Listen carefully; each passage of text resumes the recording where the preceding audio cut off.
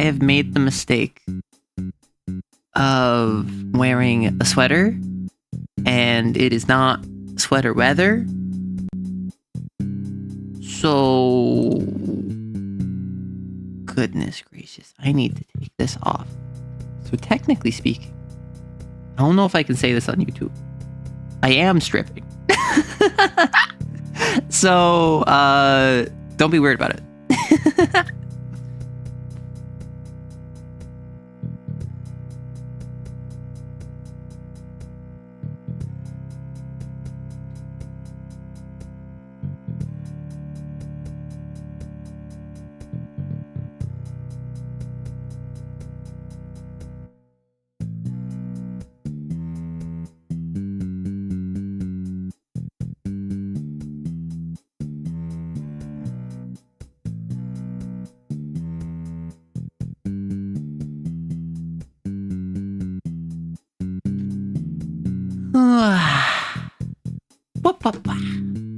Fixing my hair, and then we do crazy TTRPG. Let's get forward a Q&A. The Q&A will be phrased like Q&A. Q&A. Hoorah. Hoorah. Q&A. Ask your questions. Reveal your secrets. Obey your superiors. Q&A. That is my answer. That is the Q&A prompt. So, let me... Gosh, I need to fix my hair. Get my hair back up. Get my bun going. TTRPG on it. Crazy style, Dio. Why fix hair if we no see hair? You're about to see hair. How dare you? I have to get stage ready. Do you expect me to go on live without having fixed hair? Because I just did that. Functionally, I just went live despite the fact that my hair was not properly fixed.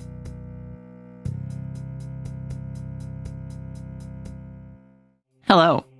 How goes it? Hi.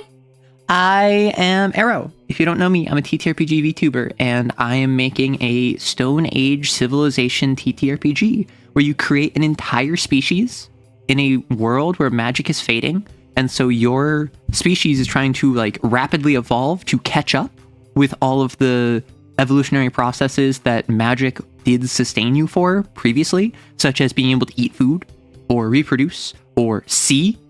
So you are trying, and as you level up effectively, you get more traits that allow you to fulfill these basic functions, and the goal is to make a species that will survive and move on past the Stone Age into the Bronze Age or whatever. So that's what we're working on.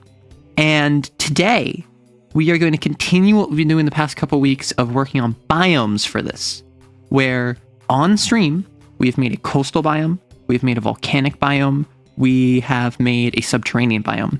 And what we have left is we have an Arctic biome, a desert biome, and a biome that's Badlands. So, kind of crazy stuff.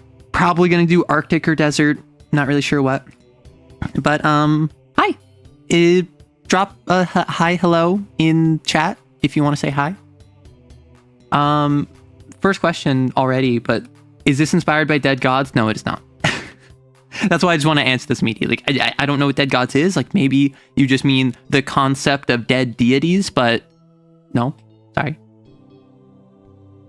The plan is the Blorbo species to evolve into a normal species, exactly. So, hi B and Moth and DP and Zap and Trey and Mizzle and No Longer a Dude and Lynch and Really Funny Name and everyone else who's either lurking or watching this in the VOD or just is an active participant, whatever. So, yes, DP is Celador. Hey, Namer.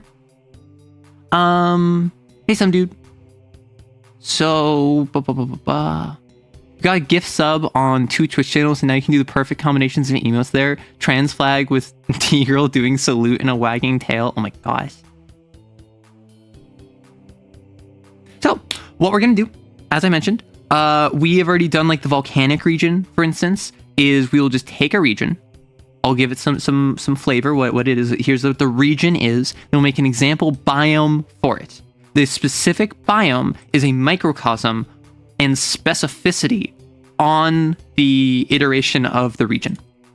So in the volcanic, this is just, there's volcanoes. It's really hot. It's really dry. There is geothermic activity that reaches the surface. And then the E-grain floats is giant flying-sized mountains, or giant mountain-sized flying islands that have consistent geothermic activity and are like rockets that fly around the air, right?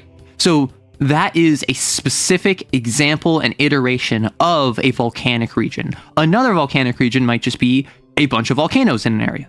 Another volcanic region might be a Hawaiian island chain. Another volcanic region might be this or that or the other thing. So the region is broad, and these biomes are effectively singular examples of these regions. And what I might do, this sounds like it's gonna be so much work, but I might go through and add in another biome for each region so that when you play this game, you have 2 plains and 2 volcanic regions and 2 subterranean regions and 2 forests, so that if 2 species come from a forest, one comes from the copper cores and one comes from the sinew jungle, right?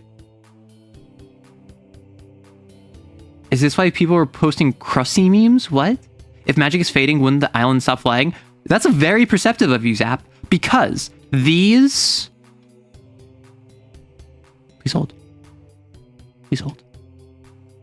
These are rift bleached regions. Rift bleached regions are regions that are so infused with ether that the closing of the rift will collapse their ecosystems. So for instance, the volcanic islands, yeah, once magic fades, they're all going to hit the ground and they're going to stop flying. It's going to ruin the ecosystem. It's going to be like 4 meteors hit the ground. Whoa, whoa, whoa, buddy. Are you a male or a female? I'm non-binary. And I use any pronouns. That's fine. I am a goober. I am a bit of a goober. But the subterranean region is a giant creature that is under the ground that has many, many mouths that act like caves. And if you enter them, it is this giant stone cavernous interior that is a digestive tract that is functionally a cave system. Okay, then leave. Like, I don't want you here if you are going to be a jerk about it. Like, don't worry. I'll help you leave. Hi to users on this channel. Bye. Like, if you don't want to be here, I can not just show you the door, I can kick you out the door. Bye. So we have the subterranean region, which is a giant, huge creature that has many mouths that are open and that you can walk down into. And then you have the coastal region, which is the Prisma Atoll, which is the one we did last week, which is a archipelago.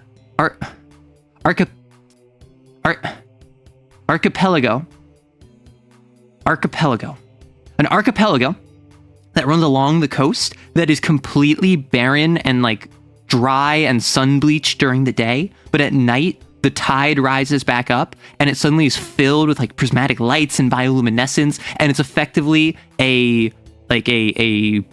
flash raid, like a flash mob. Why would someone like that be here? I don't know. And like I'm not gonna lie, I have to deal with a couple people being silly in comments. Generally, people don't make it to streams, so like I don't care. And that's the thing, right? Is that it's, if you're just like, hey, are you a man or a woman? And then I answer, and then you're like, oh, that's weird. I'll be like, yeah, it is weird. And then I'll let you live your life. But if you say, okay, then I'm going to unsub, I'll say, okay, then I'll help you out. Don't worry. I got you. I want to be a helpful person. Magic kind of like oxygen during whatever period of time. There's a lot. Yeah, the, I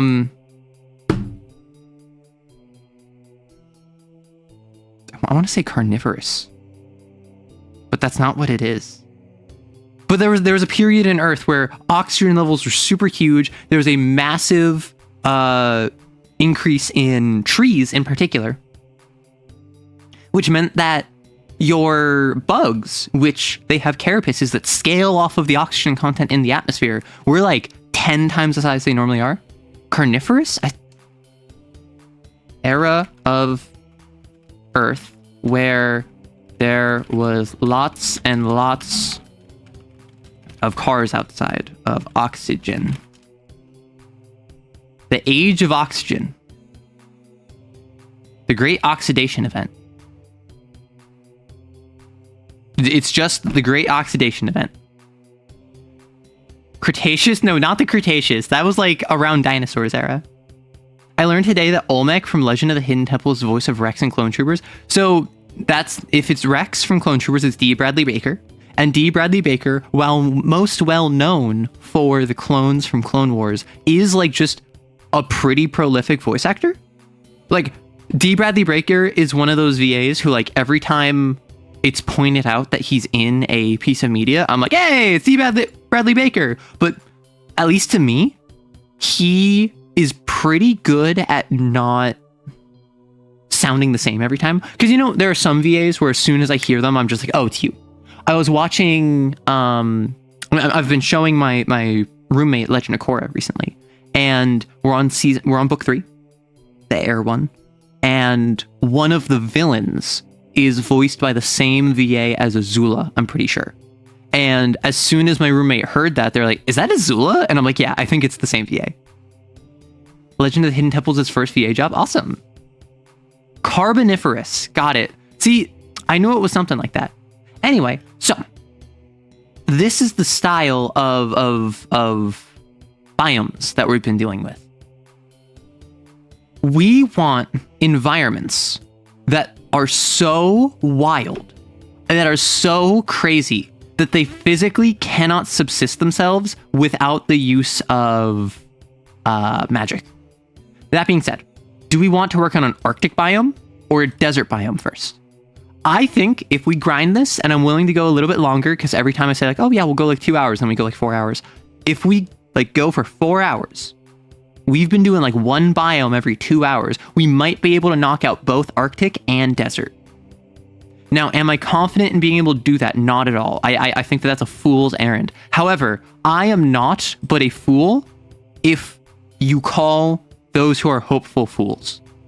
That is to say, I have hope for the future, foolish as it may be.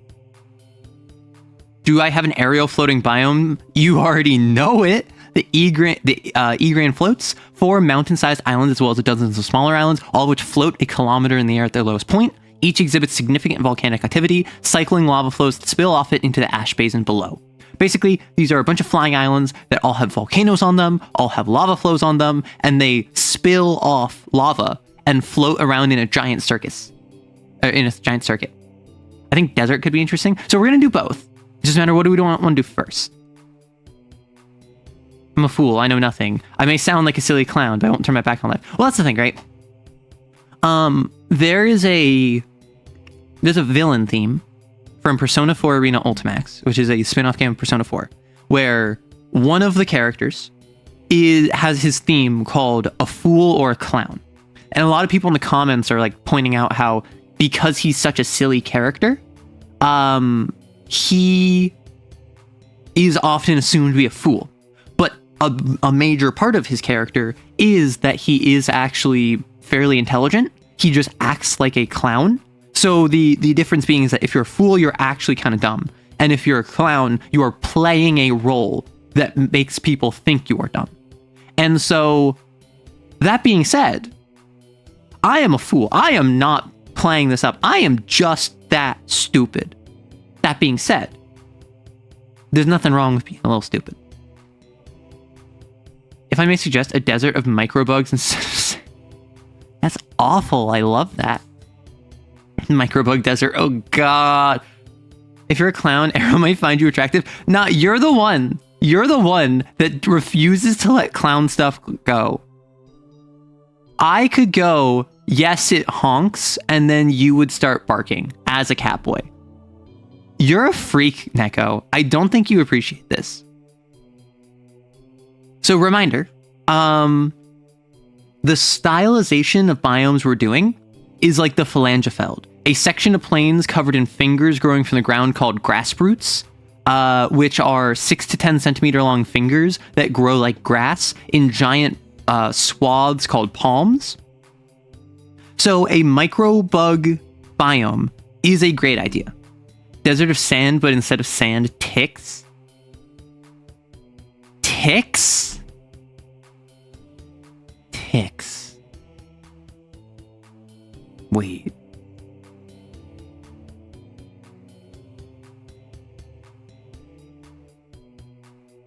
Hold on. Vampire desert. Vampire desert.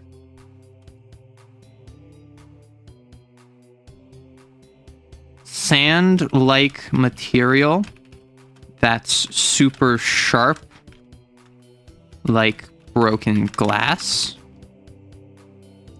One of the main threats is ticks that mimic the broken glass. How do you feel about that? Because then it's not literally just an entire desert where there are many billions of these like a grain of sand sized ticks. However, the natural phenomena, almost like antlions, these ticks mimic the broken glass, so you step on them and then suddenly your foot goes down like an extra foot than you expected, and now a bunch of these ticks are crawling up your leg to try and eat you. Right? So it's like quicksand, but they're just like these pits of bugs that are mimics. That is horrifying to me. Hey, Shadow Dragon. Hey, Cantus. Maybe make it so the ticks go into hibernation to preserve water. Tick quicksand, tick sand. I think we have it. I think the theme of this one.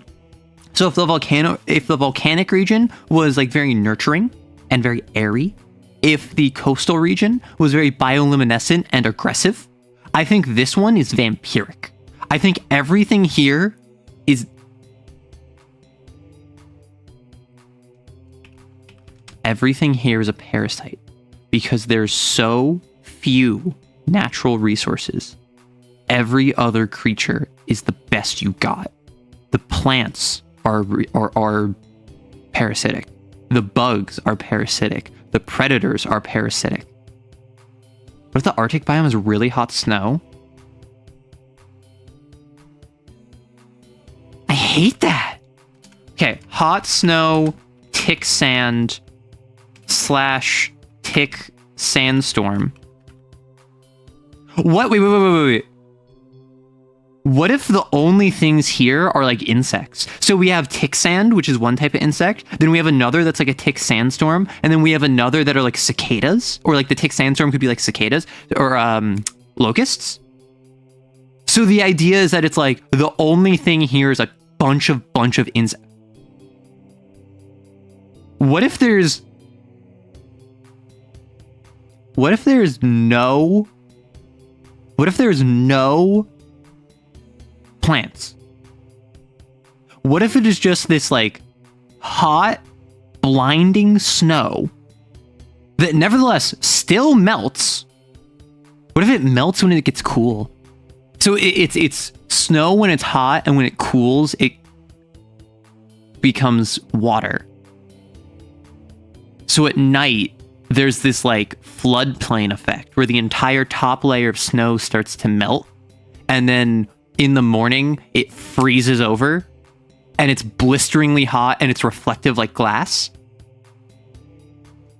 Oh, okay, we can add a desert whale. I do like a desert whale. So what I'm thinking, so name or biome.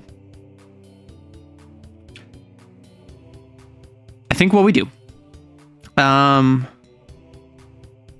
a flat stretch of, what color is the snow? Not yellow. I don't want to do white. I don't want to do yellow. Because in this world, color is crazy. We could do red. Desert oasis acts as spawning grounds for very... Okay, what if one of the plants is an oasis pitcher plant that instead of nectar literally just collects water? And it has sundew inside. Green, like mold green. Tick storm, this is not a thing I want to think about before going to sleep. I'm sorry, Shadow. Okay. A flat stretch of land covered in multiple meters of snow. Of dark green snow.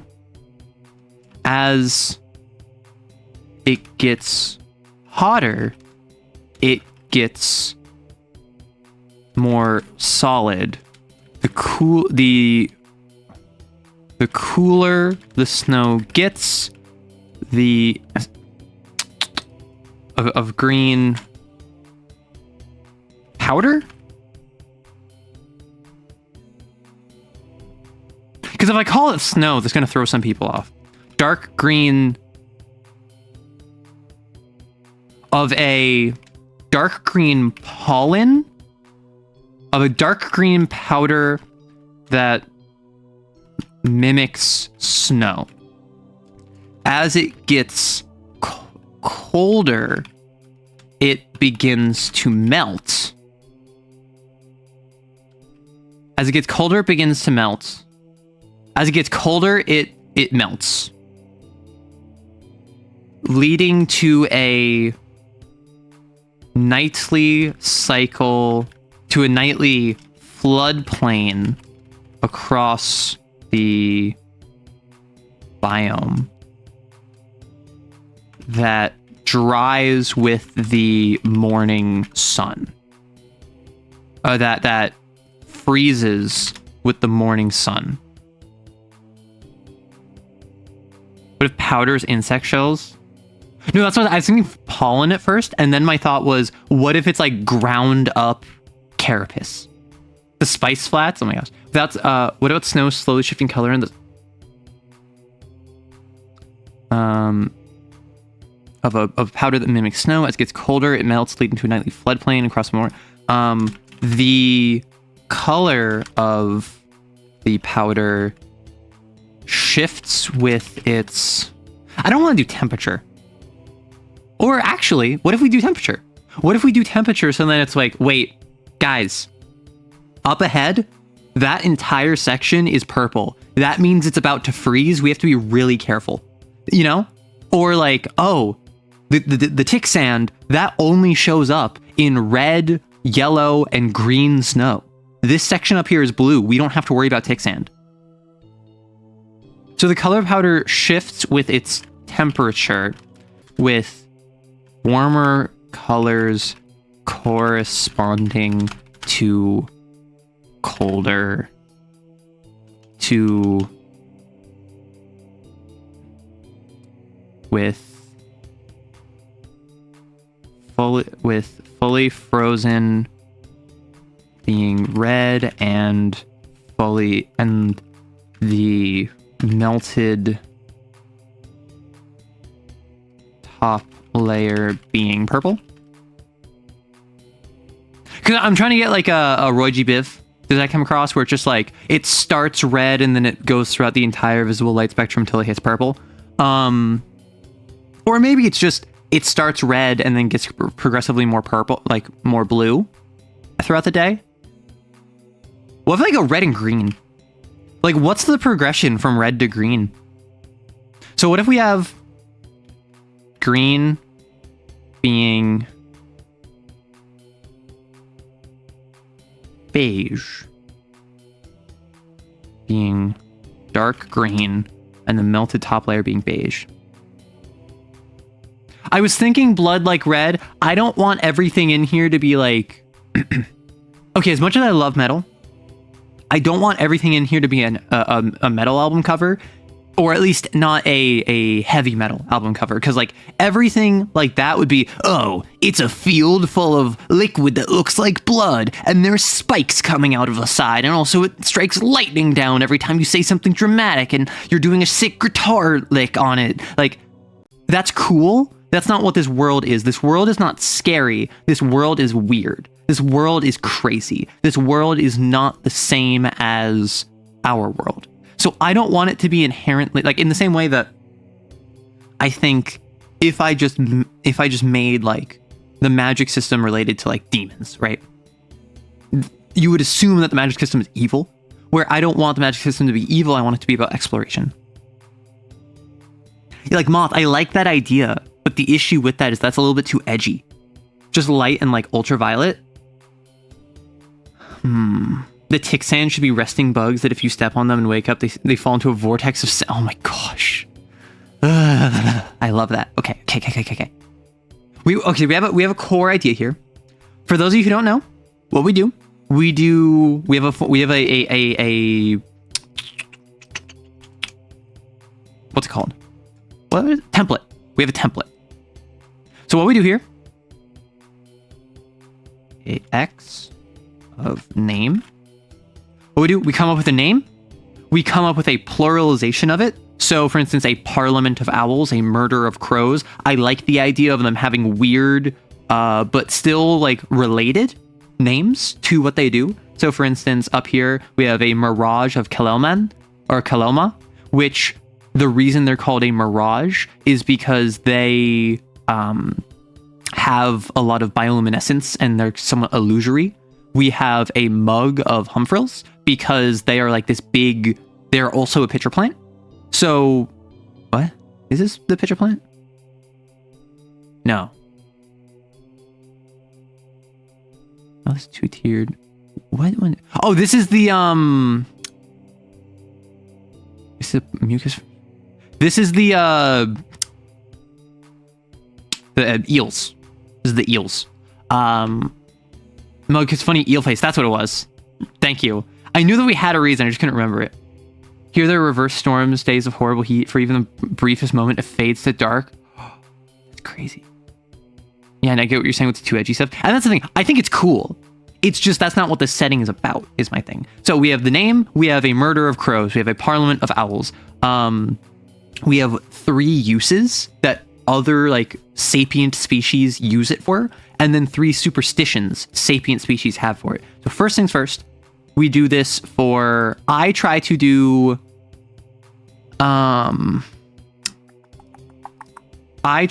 this for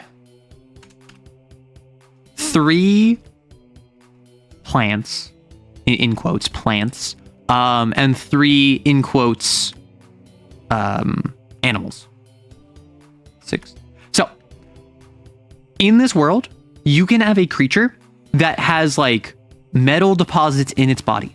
You can have a plant that locomotes. You can have a species where the line between, is this a animated stone, like the stone saps that we made, which are like ticks, but they are rocks, and plants, like we have the copper cores, which are trees that have stone bark and grow copper and zinc veins within them. This is not a world where the biologic and the inanimate are at odds. This is a world where everything is together.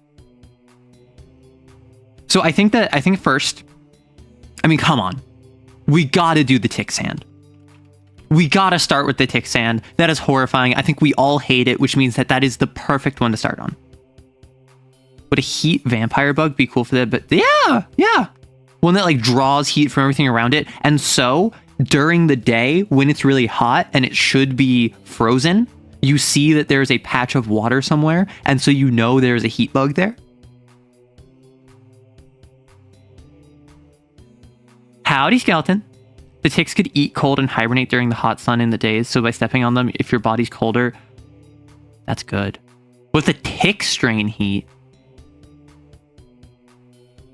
What if that's the tick sand warning?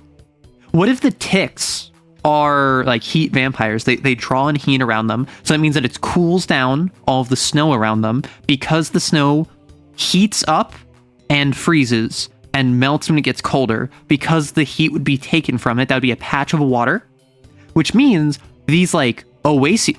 We have our oasis. We have our oasis. And then we can have a sundew thing, because I already did a pitcher plant. I don't want to like... I try to keep it as varied as possible. So like, if I've made an eel creature, I don't want to just make another eel creature. If I made a giant... like a fish, I don't want to just make another giant fish. I already made a pitcher plant, so we can make a sundew, where the sundew hide in... Sundew get frozen over and protected from heat in day, then emerge at night. Right? It just works. Thank you. It just works. I was also a plane of living glass and embeds itself into people. Plane of living glass. Hold that thought. I listen. A glass desert is not unique. It is cool though. So like, I kind of rock it. Tick sand. What are we doing here? So, this is a physical description of the tick sand. Y'all come up with the name. Y'all come up with the plural. Remember, with these names, it can be something like a Kalelman is just like a phoneme strung together. A Humfrill just sounds right. A Jarkelmach sounds right. A Vlugia, a Vetrajud, a Vorpal Kelp is kind of like a common name almost. Storm, flood, iron sand, like iron sand. Iron sand. Ah, and it's like the rust dunes, where it's an entire desert just made up of rust. That's a separate one. That's not.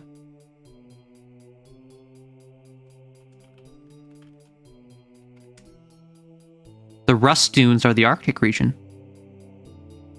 And the Arctic region is just frozen rust for miles and kilometers. And it is just like, there's huge iron deposits there that are exposed, degraded, and then frozen over. And so there's just this sheet of like red ice. Sheets of ice trapping iron deposits underneath. What do they call it? Ticks in when you tick off in the cold bugs of out heat hot the desert. A vortex? A vortex? I'd like a vortex. A vortex of tick sand. Oh, could have a ton of mechanical creatures too. Maybe not mechanical, but like inanimate or non-biologic, right? So like creatures that are made of like a golem of iron ore, not like a constructed golem, but like animated iron ore, or like ice that shifts. Like, because remember, these are rift bleached. These are ether makes this thing go. It will fall apart. Silicon-based life forms. Pseudo-mechanical? Yeah, exactly. Okay, so tick sand. Question. How much do I just want to rip off the mummy? Fun fact, do you know the mummy terrified me growing up? Like genuinely, I was like really scared of the mummy growing up. And I watched it again years ago. I watched it again a couple of years ago. And it is so campy and it's so stupid. I don't know why I was ever scared of it. But like the classic like Brandon Fraser mummy movie from like 99. When the mummy hadn't yet gotten all of his physical body yet, and he like only had like the zombie form, and then he got like the eyes in the mummified form. Like that was so scary to me. Not to mention, and if you know what I'm talking about, the scarabs. Do we want to just rip off the scarabs from the mummy to make tick sand? remember watching it in a bar and it was scary AF to me as a kid. Arrow, search for Arc Slogger MTG. Arc Slogger MTG.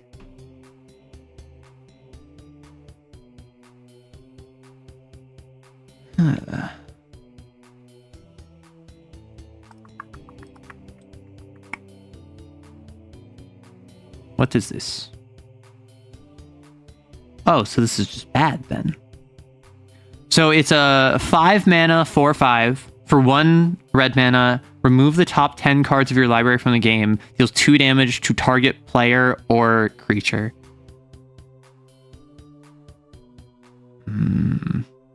See, now I'm like looking at this as a creature. So it's like 1993 to 2003. Yeah, so this is like an older card. This got power crept out of oblivion. Because like maybe in Commander, where you have 100 cards in your deck, you could get value out of this. But even then, you can only cast it, like, assuming you did fast ramp and you got this out like within the first couple turns, you could do this 9 times. Self-mill red, blue, black.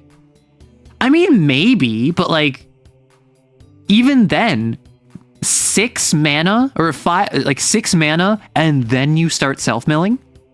There's so many other like better options. They drink heat, yeah. Do they freeze you solid? I don't think they freeze you solid. I don't think they freeze you solid. I think that they slow you down, and I think they threaten your basic needs of thermoregulation. I leave for 1 minute. How are we on Magic? They're flesh-eating ant swarm. That could work. What if there's a plant that has a fertile period that is a % chance you drink it immediately sprouts from your body? Ugh. That reaction means yes. Arrow, the only mummy that scared me was from Courage the Cowardly. Okay. Return the slab. Like, that also scared me. I distinctly remember. Okay, so. Arrow lore. Doxing myself right now. Front door was here, like my childhood home. And then we had like stairs going up. We had a half bath here. We had like, it's where you put the shoes. And we had like a living room here. And then this was the dining room connected, like open, connected to the kitchen. This is our family room, right? So like, and then, so I would like watch TV here. I would like watch a movie here. And it wouldn't be like late, but it would be like so late that like it's dark outside, the lights are off, and I would have to go around here. I would have to go here. I'd have to go here, and I have to go upstairs, right? But right here is the half bath. And whereas if the lights are on upstairs, like light comes down this way. And I can see like the foyer, I can see the front door, I can see this path here. We had an entertainment unit, like a series of shelves over here that had lights on them that like were always on. So like the family room would always have a small amount of light in it. This like guest bath, this half bath, not even pitch black, but significantly darker than every other like area on the walk back. So I would be walking, and I was scared of the dark growing up. I don't know if I talked about this. I was like actually really scared of the dark growing up. So I would walk over and I would turn around and I would always be scared I was going to see King Ramses, or was it King Tutankhamun? Who was the Courage the Cowardly Dog one? It was the Return the Slab guy, the Mummy guy, and I'm sure there were others. But like, because, was it Ramses? Yeah. So I had to like do this turnaround. And I was like scared that there was going to be like a creature here waiting to get me. I'm going to head out, unfortunately. I hope you have a great stream. Thank you. Enjoy, Moth. This feels like a card you keep trying to include but reluctantly cut every time. Like, listen, this looks like a card that I could be like, oh, wait, actually, if I just get, what is this? Okay, so I have 5 mana, so I can like cheat that out by like turn 3. Then I can just do that like 4 times. I can just do like 8 damage without any other cost immediately on turn 4. Okay, so like maybe what I do is I do this thing where and then no, it just never works because you never get to cheat it out early. By the time you're on turn 5 and you have this in your hand, there are other better spells you can cast. Once you get this played out, you are like, okay, I have like 5 mana ready, and I can burn 50 cards. Wait, this isn't even self-mill. Remove the top 10 cards of your library from the game. That's not even self-mill. That is self-exiling. Now, obviously, I assume, or I suppose not obviously, I think it was B brought this up. You brought this up in order to just like the appearance of this, is my guess. Because this is a wacky little silly dude. I think that this is cool. That being said, as a magic card, it sucks. Maybe in Rakdos, even in Rakdos, even in red black, I can think of like just a lightning bolt, a shock, a firestorm, a Chandra's Fury. Like any instant or sorcery would be better than this, because yeah, it is only 1 mana, but also it has 5 up top. Like, dude, like, even if you're playing mono red and you have other options, red is the ping and the burn color. As a mono green player, I can't comprehend. Okay, let me say this in language you can understand. Trample +1/+1, 4 mana, 8/8, mana cheating. Ramp, stompy stompy. Does that make sense? I'd rather cast the 3 damage, 3 CMC? I'm unfamiliar. Card from Amonkhet. I could see that being a funny way to play up for a Laboratory Maniac. Okay. I will say, as a green player, like that. Listen, I can say those words. I don't need the pass. I am a green player. Converted mana cost, thank you. Goblins are better than goblins are better than this. Goblins are like Krenko Mob Boss is, I think, like the 5th most played commander. And like, because goblins are really good. Goblins are the characteristic ancestry of red. They come out in basically every single set. They always get more support.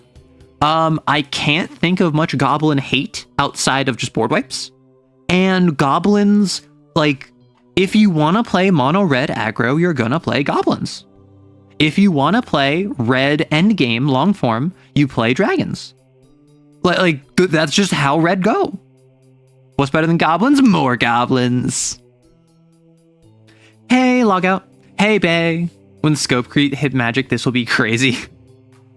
Like, I'm just trying to think. So, like, 2003, right? 2003. Standard is the main way to play. Can you afford to lose half your deck to deal 3 damage? I don't think you can. And like, the weirdest thing about this to me, why is this a rare?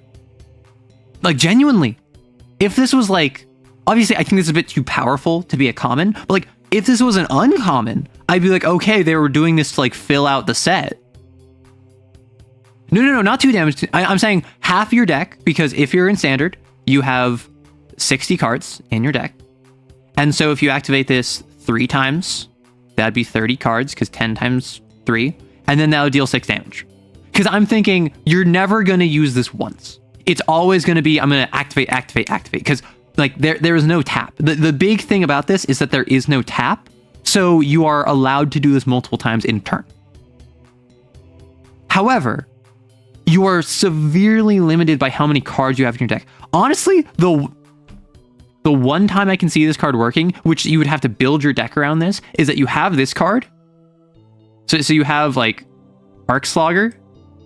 You have like a 212 card standard deck, because you're allowed to do that. Like, there's no upper limit on what size of deck you can have. And then you get this out in like, and then you play like mana cheating stuff. And you cheat this out early, and just every turn you're like 2 damage, 2 damage, 2 damage, 4 damage, 4 damage, 6 damage, 6 damage, 8 damage, 8 damage. And then you like burn through like like 180 cards. That's the only way I could see you playing this.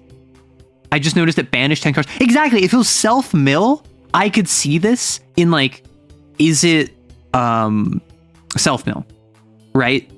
Which I think is a wild thing to do, but also I could see it, right? I mean, this is back in the day when there were trap cards they included to test players' drafting skills. Is that? Oh my gosh. Oh my gosh. I was not. I started playing Magic in like 2012 and like 2011. So I was not around for like early 2000s trap Magic, and like obviously, like anything pre 2000s was a different beast. But like I assumed that they kind of got on top of things around like the 2000s. And then it was kind of like late 2010s is when there was the kind of like modern Magic, the Universes Beyond, the rules overhauls. Because I mean, like in 2007, that was the great creature type update, the grand creature type update. So like I assumed that they kind of like knew what they were doing by that point. It was actually standard playable in Burn. Well, because like I remember back in the day, Burn was very common. Like dealing direct damage, removing their cards, milling them. Like this, when did mill get added as a keyword? Mill got added, was it in the 2010s or was it earlier? What is trap magic? It is a Yu-Gi-Oh term. You can have like 100 cards in the deck, have a bunch of card draw, and after some early goblins, you can go and finish it off with the beast. Yeah, but like, even then, if you include 4 copies of Arcslogger, and you're playing Rakdos, so you have tutors, and you have like 300 cards. Let's say you have Demonic Tutor, Vampiric Tutor, Diabolic Tutor, 4 copies of each of them, that's 12. And you have 4 Arcsloggers, so that's 16. And then you have, I don't know, 320 cards in the deck. That's like a 5% chance to draw any of those 16 cards that would allow you to get Arcslogger, and then you have to wait until you have enough mana to play them.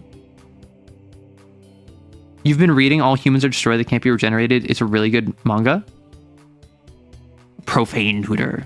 Wizards of the Coast did the feats in D&D 3.5, and if I recall, they tried to sell feats via booster pack. Ew. Cards that trick you into thinking they're good because they're labeled rare but are just bad cards. Understood. Yeah.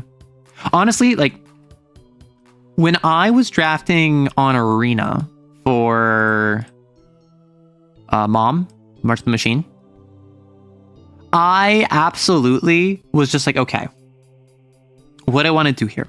Do I want to build a good draft deck, or do I want to get good cards from my library? Because again, I was drafting this because I wanted cards from my library. I ended up going, I'm just going to take cards that I want to add to my collection. So I ended up, I think that's how I got like my Incubate deck started, is because I just took a bunch of like rare and I think I took like 1 mythic rare maybe, because it was on Arena, so it's like all cycled. I think I took like a mythic rare and like 2 rares, and then I got like a Orzhov like life land where it's like it plays tap but you get a life from it. We are not finishing grading today. Too much ADHD. Shut up. Listen. If someone says, "Hey Arrow, look this thing up," I'm probably gonna do it because I'm easily distracted, and then I'm gonna talk about it because the magic card is gonna suck, because if you tell me to look something up, it's because you have no class. I'm sorry, B, this card sucks. And I assume that you knew this. I assume that you knew this and you just wanted me to like look at the art, which is fine. We brought 20 ADHD people into one chat. We are never gonna finish this. Pot McKin Jijis? Pot McKin Jijis? Potemkin from Guilty Gear Strive? Are you saying you want to include him in our Stone Age Civilization TTRPG? Do you just want him? Do you want him? Do you want him bad? Orvar? Orvar. Oh, I know Orvar. This is the cephaloid. This is the dude that can like copy other creatures, right? No, I just want him around. Okay. How about, okay. What I'll do is, I know nothing about this dude.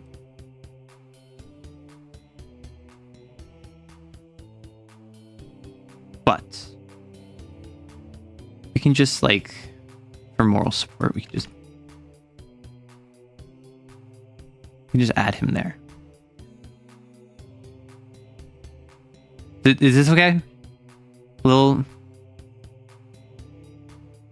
I kind of like him like really tiny next to the desert. How do we feel about this? Is this okay? Does this make you feel better that like there's just a little Potemkin right next to the desert? Okay. Or the combo with a ham sandwich. Have you watched Dungeon Meshi? I haven't. My roommate got super into it and like read it, and then was also watching it with like their dad, and then they like ran into being busy, so they like read ahead, and then they got all the way to like up to where it is. Now they're like waiting on their father to keep watching it. I know nothing about it outside of the fact that, or rather, I know a fair bit about it because my roommates told me about it. I know Lias is super autistic, and I know his sister got eaten by a dragon and now is a dragon, and I know that Chilchuck is like a 40-year-old man.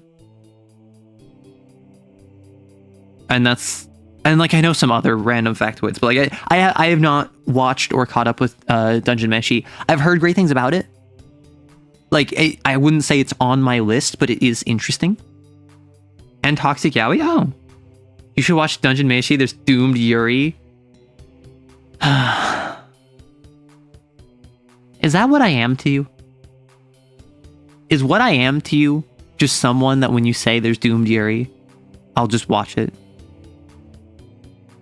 Because I'll also watch it if there's Doomed Yaoi. Like, if there's Toxic Yaoi, Marcel is very gay. Yeah, I've seen a lot of stuff about Marcel and like female monsters, like fan art of that, which I assumed was just people being weird. Is she like actually like really gay? You're not? Are we wrong? Okay. I don't watch things for the Toxic Yaoi and or the Doomed Yuri. I simply can appreciate when an art piece involves such topics, such as Persona 5, and how boyfriend number 1, the guy with the crazy eyes, I think he died, and they took my Toxic Yaoi and they doomed it. And I'm very sad. However, it was very homoerotic. So I am very happy. She's gay for Lias' sister? Really? I didn't know that. Huh, interesting. Well, is she gay for the dragon lady? Marcel's really gay. She's quite a bit gay. It's not about femme monsters, but Marcel's rather gay. Ah, got it. We could have a colony of creatures that use rust as armor and act as... Ooh!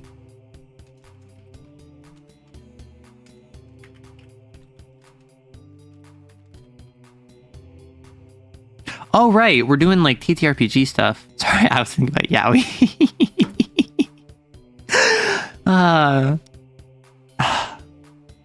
Dude.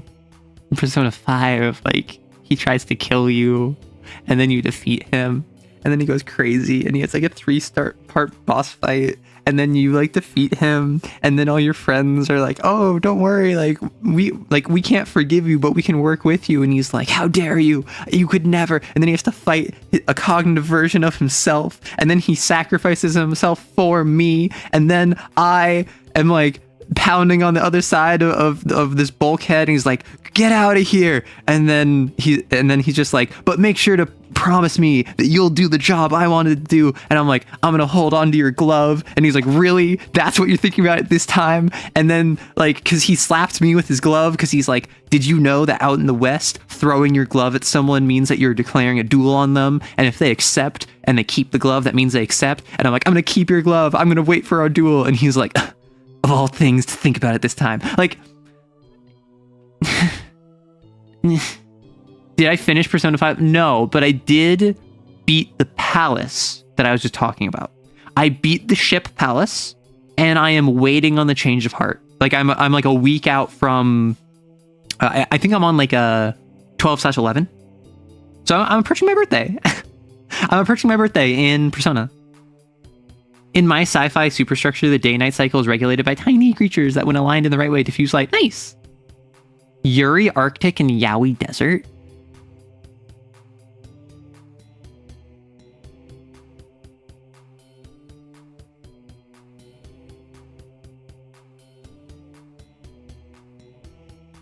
How? I'm not gonna say no, but like, how? Is it? How? Yuri Desert and Yaoi Arctic. The ship of Theseus? No, more like the ship of Toxic Yaoi. Okay, but like the Toxic Yaoi. And like, he tried to kill me, and he said like, oh, I don't care about my mission anymore. All I care about is killing you. And like, he like had crazy eyes, and he had such feelings, and I called him my rival, and then he was really upset about that because like he didn't like the fact that made him feel things, and like he's saddled by unnecessary feelings like Edgeworth is. The ship of Theseus, whilst talking about bugs, makes me think SCP. And with the right electron magnetic frequency, they can be made to do this for Darkness Bomb or Flashbang. Ooh! I mean, you could have Massive Hand in the middle of the desert.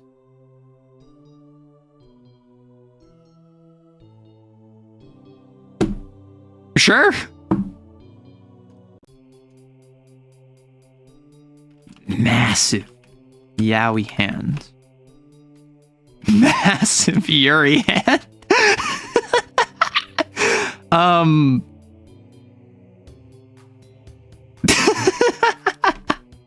No, can't do that. We can't do that. That's too anthrocentric. That's too anthrocentric. Because remember, there are no humans here. There are no humans here, so it couldn't be a human hand. They can never meet. It has to be doomed. What if the snow varies in colors of the Yaoi flag, aka blue to green? Okay, we're not calling the MLM flag the Yaoi flag. We're not calling the gay man flag the Yaoi flag. Just like we're not calling the lesbian flag the Yuri flag. Tail? It could be tails. We could have just a giant tail sprouting. A giant tails.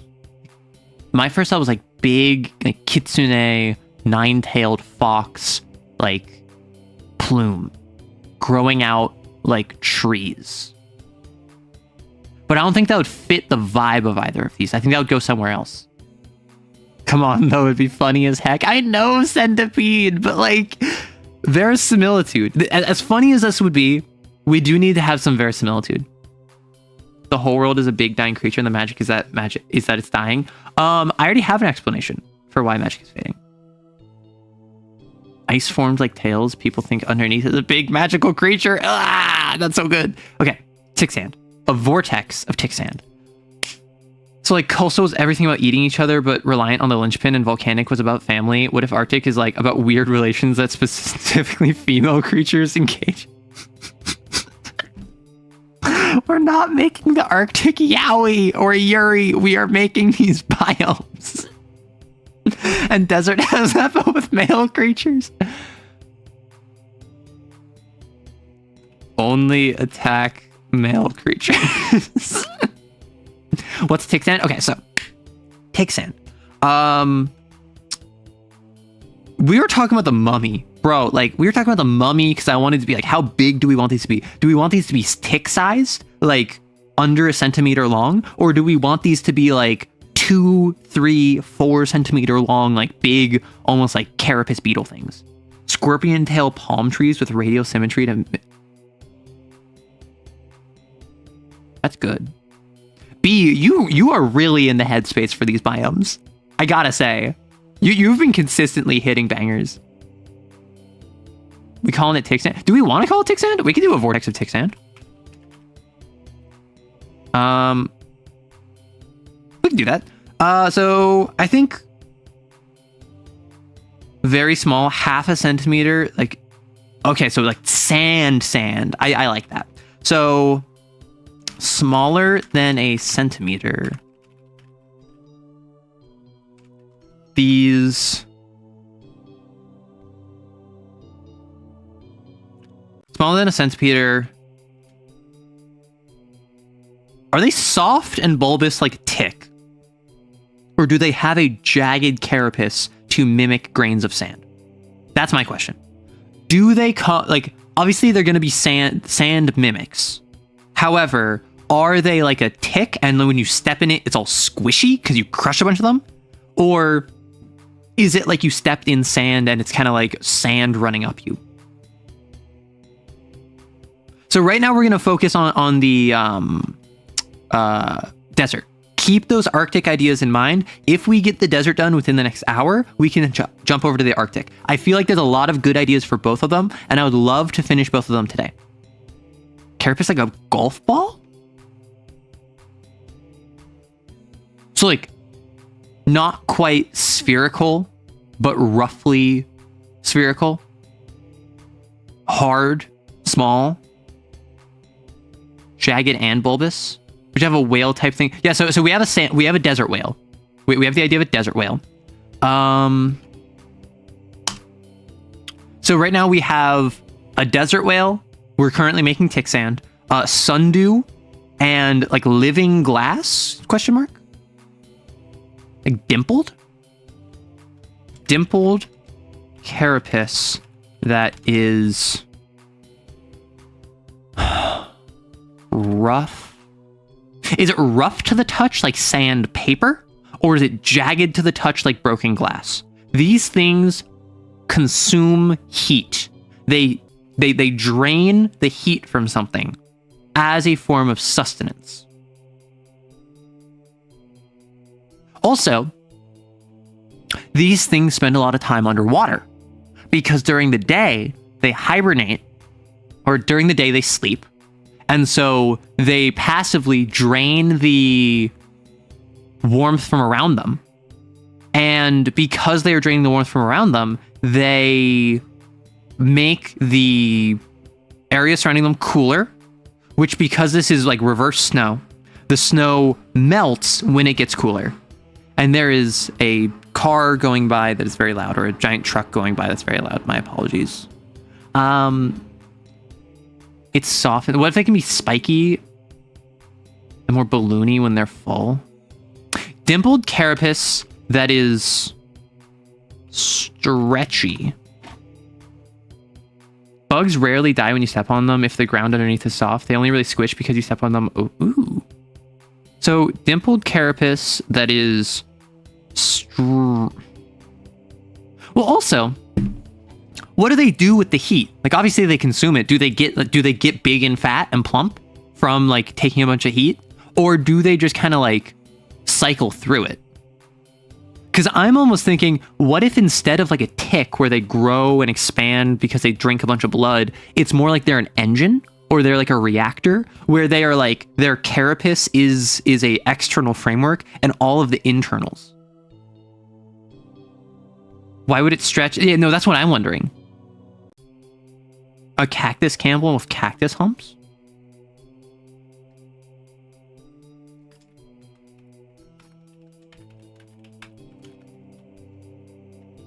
I don't think here.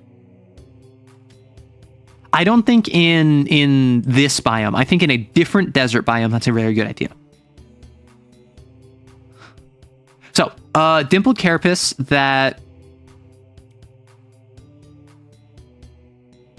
is rough to the touch. Dimpled. Okay, wait. Lattice carapace structure that has multiple flaps of semi-transparent skin across them. Lattice carapace structure with gaps covered by flaps of semi-transparent skin.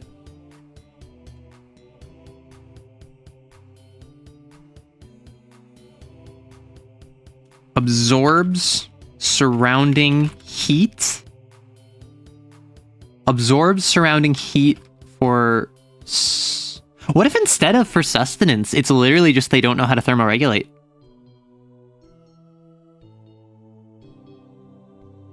What if it's not that they need to like eat heat, it's that they don't have any internal thermoregulation. So they absorb nearby heat because otherwise like they would die from being frozen. Temperature sensitive, but able to absorb and expel heat through these gaps. Sleep during the day. Ambiently absorbing.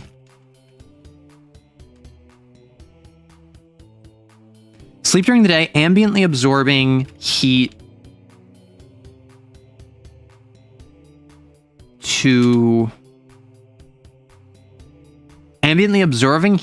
to survive the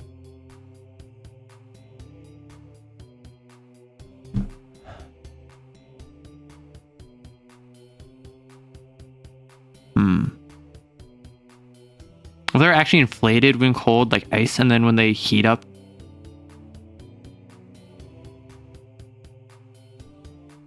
Huh. Well, okay, we could do that. I like the idea of expanding with ice, but I also think that we have to do when they're hotter, they turn into ice. When they're cool, I think we have to match the landscape they're in. I think that they have to freeze when they get hotter and melt when they get cooler. Gaps responsible for thermoregulation, absorbing and expelling heat via ether transfer. Does it have any small oases? We've been thinking about how to do like an oasis thing. And at least at present, this desert has like a snow-like powder all throughout it. And the snow is like inverse snow. When it gets hotter, it freezes. And when it gets colder, it melts. So during the day, there is a sheet of ice across the entire area. Because as it gets hotter, it freezes. And then during the night, it gets cooler, so it starts to melt and it becomes a giant floodplain. And so there's these multiple meters of snow, of this powder, that has this ice sheet covering it. A sheet of hot ice, exactly. That means that it's hard to look at. That means that it's hard to walk across. That means that it's hot to the touch. And like, it's effectively one giant skillet at the hottest part of the day. So gaps responsible for thermoregulation, absorbing and expelling heat via ether transfer. Sleep during the day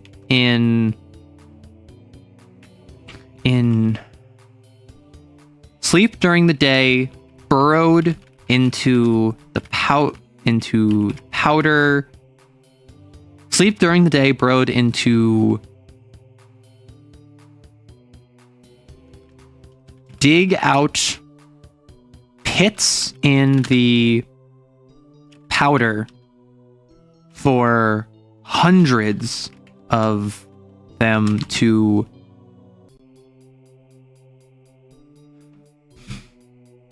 how do we phrase this?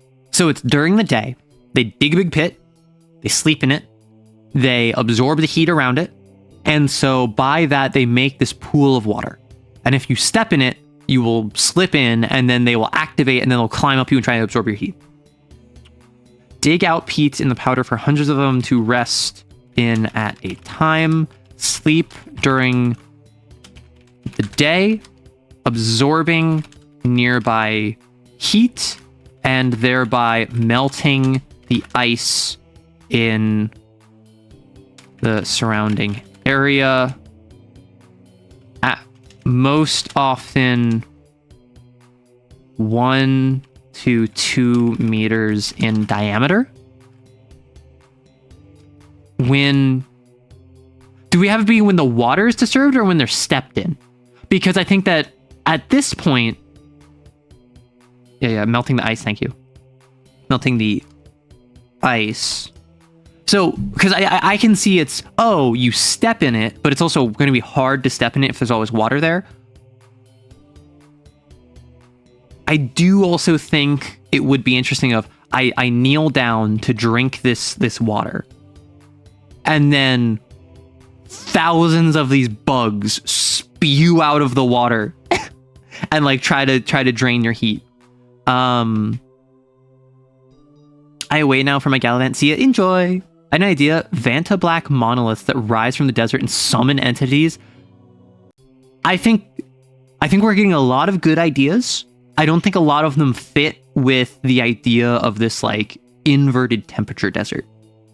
Maybe they could be stored to melt powder during the day by filling the pot with powder. If a thin layer is frozen over, then maybe it breaks the attack.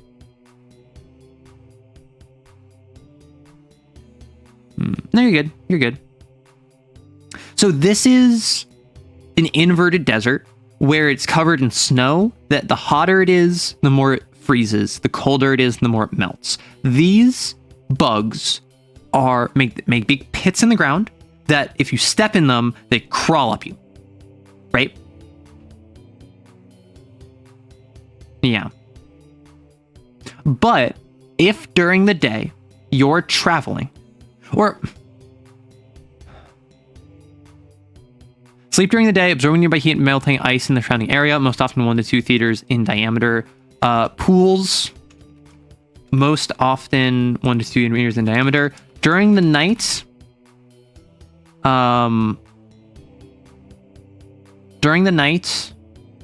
vortexes migrate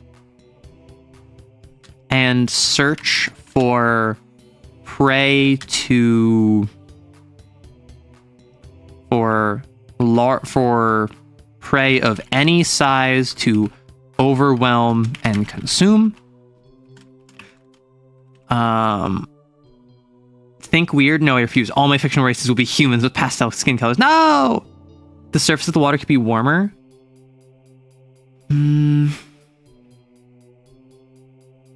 Because I like the idea of it being like, whoa, watch out, there's like water pits here. What if instead of 1 to 2 meters in diameter, it's like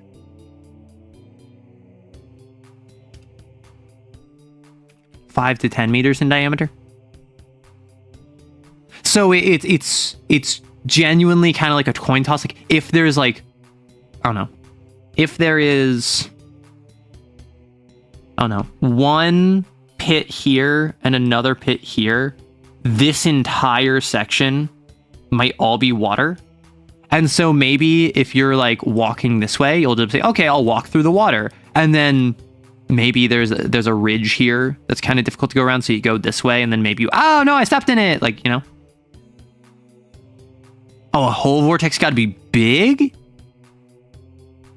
I was thinking like, right? So like if we're like that as a foot, I was thinking a vortex would be like this big, right? Like a 1 foot size thing that if you enter it, it just like a sock just like runs up your like. Are we thinking it's like quicksand where it's like the entire vortex put together will be like sleep during the day,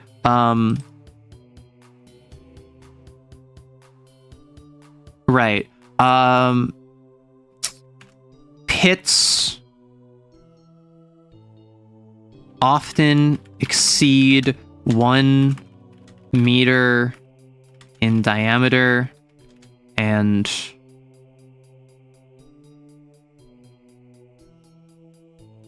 pits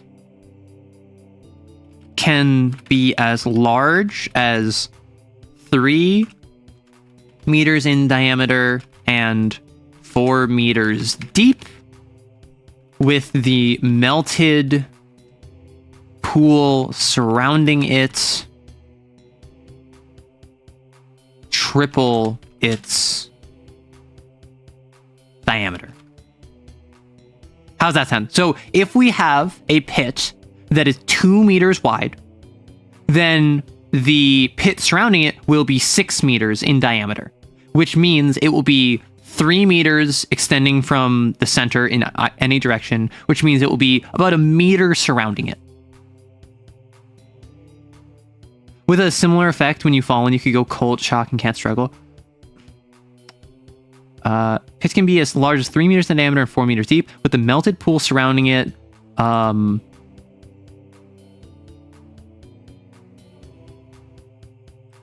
feel like that it needs to scale exponentially though, because I feel like if you have one giant like 5 meter wide pit, one 5 meter wide vortex, then you have like a 50 meter wide pool of water, right? Tixan sounds horrifying. Hey, Rhea. Oh, the flowers that turn into spikes during the day and flowers at dawn/sunrise before turning into spikes again. Ooh, interesting. You only joined a few minutes ago. Do we have a general vibe for the creatures of this world? Yeah, so this is a TTRPG where it is magic is fading from the world, and you create a species that is trying to evolve to catch up with the fact that magic up until like the game started handled your reproduction and how you consumed food and how you could see and how you could thermoregulate. And so this is a Stone Age species building TTRPG. The world we've built for it is weird and wacky, and there's a biome where it's just a field where fingers grow like grass. There's a biome where it's flying islands that have volcanoes, that have beetles that rain off the side in obsidian shards. We have a biome that is a coastal environment that is bone dry during the day, and at night it gets flooded and covered in bioluminescent amphibians. Like we want this to be stupid crazy. You're thinking pond-sized? Screw it, with the melted pools surrounding it exceeding 10 times its diameter. So if it's 3 meters wide, it's 30 meters in diameter. If it is like the big mamba, so that a pool in biome's center is they make oases. They make oases. A 1 meter wide one makes a 10 meter. Pits can be as large as 3 meters in diameter and 4 meters deep, with the melted pool surrounding it exceeding 10 times its diameter. During the night, vortexes migrate and search for prey of any size to overwhelm and consume. Often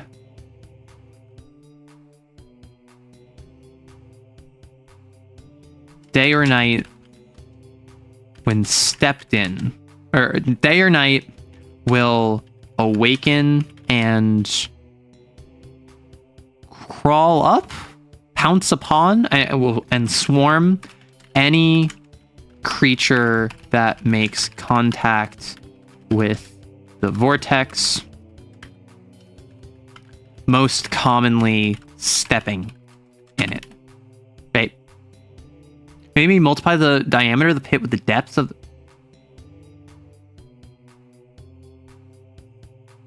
3 times 4 is 12, whereas 3 times 1 is 3. Multiple surrounding exceeding 10.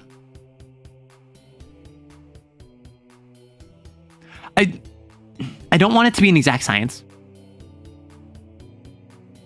I want it to just kind of be, so with the melted pool surrounding it being much larger.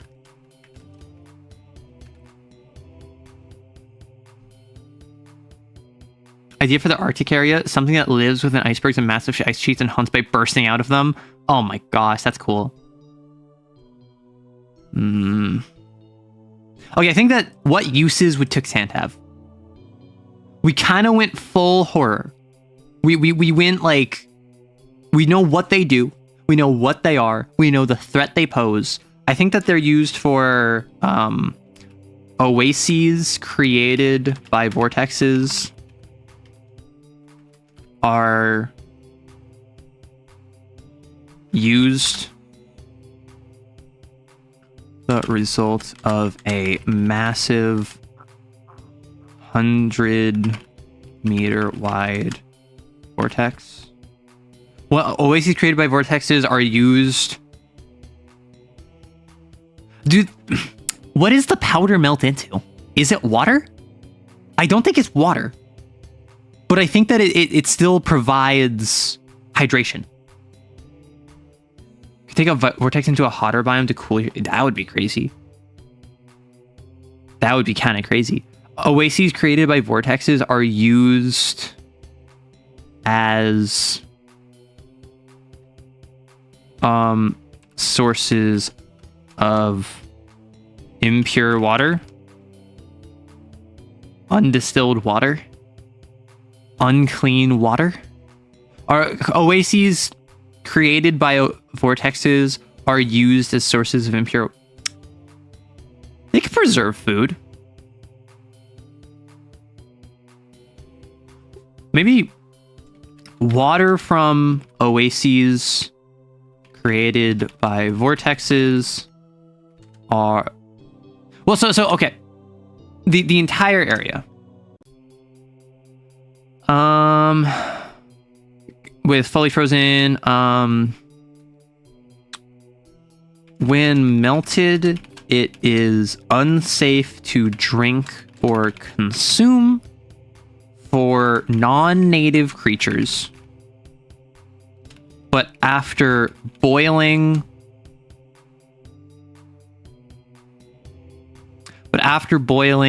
leaves powdered residue and a fair amount of safe, clean water.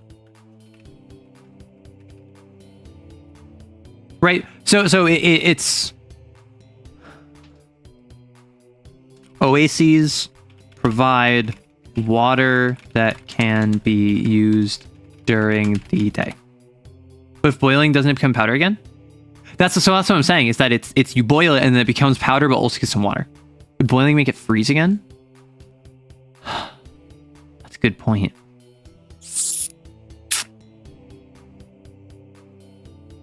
But after mixing with ether...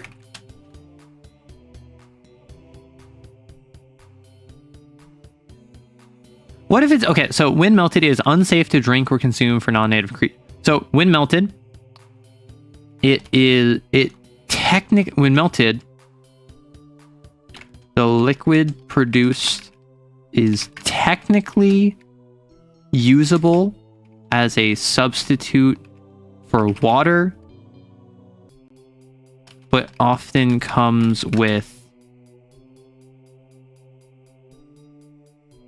illness, side effects.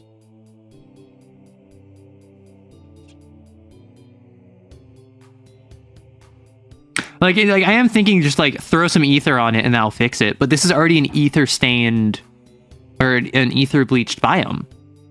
So I feel like adding more ether would be problematic. Adding more ether would make it less water. When melted, the liquid produced is technically usable as a substitute for water, but often comes with health risks for non-natives. Yeah, sure, we'll do that. The process to extract the ether can be distilled to separate it into clean water and pure ether, though this must be done at freezing temperatures. Right? So now it's like, you can drink it, and if you're a native, you'll probably be fine. If you're not, Montezuma's revenge, woe be upon ye. Do not drink the drinking water if you go to a different country. Don't drink the tap water. And then it can be distilled to separate into clean water and pure ether. Those must be done at freezing temperatures. Maybe the powder has a higher or lower, I have no idea how to say it, freeze point than water, so it separates when frozen. But the issue with that is that it's like, is that the freeze point or is that the melt point? Because this is, when it's colder, it melts. When it's hotter, it freezes. Yeah, that's weird. What would happen if a normal human walked into an ether-saturated environment? Probably just die. Like, humans are adaptable. We're not very resilient. I don't think we'd make it. But that's why in this setting, normal humans don't exist yet. Rift closing won't be as bad while there's still enough of the substance to make ether out of. Yeah. What if there's a big creature like a deep sea tube worm, but it works on moisture farm from... Interesting. I think let's focus on the tick sand. What are some uses for tick sand? Someone said bring to hotter environment. That's cooling. And then... I mean, maybe the substance gets sucked away and the rift closes. Maybe the substance just kind of like falls apart. Maybe it just kind of like dispels itself. Maybe it sticks around and you can still absorb ether from it. Unclear. I think that's up to you and how you run your game. So, tick sand. Oases provide water, provide liquid that can be used, that can be... Oases provide cooling that can be used during the day and water to be distilled. Since it's got ticks, perhaps it could be used as both a torture method. Yeah, so we've done that a couple times with like parasitic creatures where it's just like they are used as a cooling thing.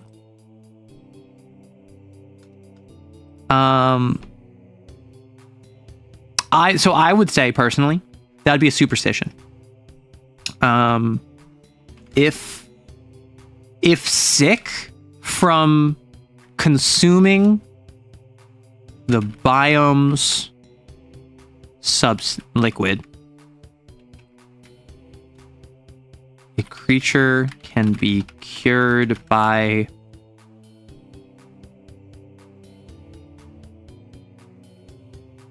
drainage, bloodletting, by...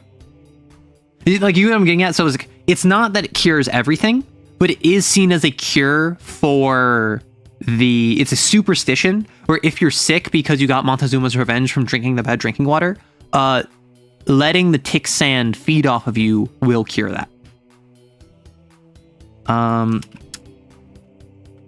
Tick sand will drain the illness from the victim.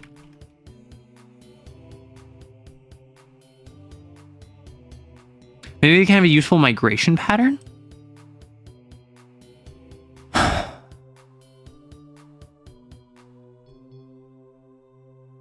That could work. Ticks that are frozen over can be used as alchemical components. Individuals harvested? Individuals collected? Wait. Individuals collected and stored in darkness, stored in bright rooms as living cooling units. So they just stay asleep. As long as they're in the light, they think, oh, it's daytime. I'm going to keep sleeping and I'm going to keep ambiently like absorbing water. So vortexes collected and stored in bright rooms as sleeping, living cooling units.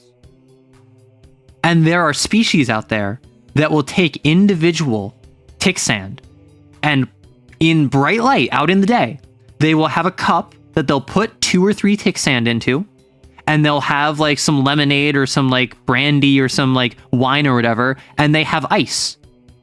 They have living tick ice that they put in their cup. And as long as they're in bright light, the ticks will functionally just be like gin rocks. They will functionally just be like inanimate objects. Big punch bowl, exactly.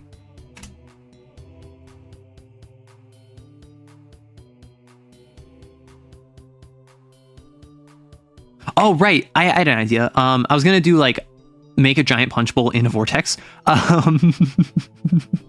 I think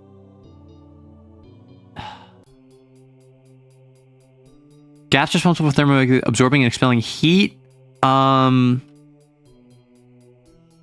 had the idea that they secrete something and then that secretion could be picked up. It'd be fun to have another creature that's bioluminescent and have a symbiotic relationship. That would be fun. Heck, if eaten, what will 2 tick sands do? They seem particularly dangerous.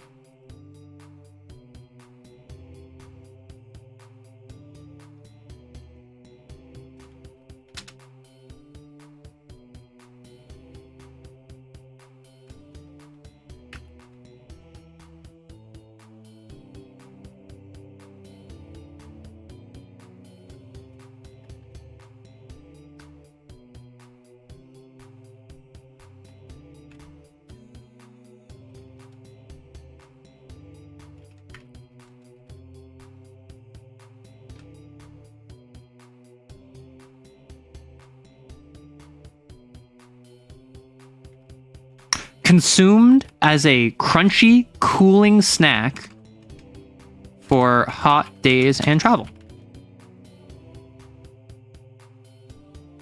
I still can't get over how wild this one is from the very start. Listen. Again, I want these biomes to be crazy. I don't want this to be, oh, we have guy in morph suit and with like bull like antlers or bull horns. And that's our one species. And then the second species over here is we have woman, but she has a third eye like duct taped to her forehead. Like, I'm not looking for that. I am looking for horrifying alien creatures. That's why I keep calling it an alien world. The ever-shifting tick sand oasis desert. If eaten, they wake up and absorb your body heat from the inside until you digest them. Ugh. So I think it's not during the day in the light. I think it's sleep in bright light, such as during the day, absorbing nearby heat and thereby melting the ice. Sleep in bright light, absorbing the heat and thereby melting the ice in the surrounding area during days. And then during the night, they search and look for prey of any size to overwhelm and consume. So, like, playing with fire, but like, hey, it's a really nice ice cube.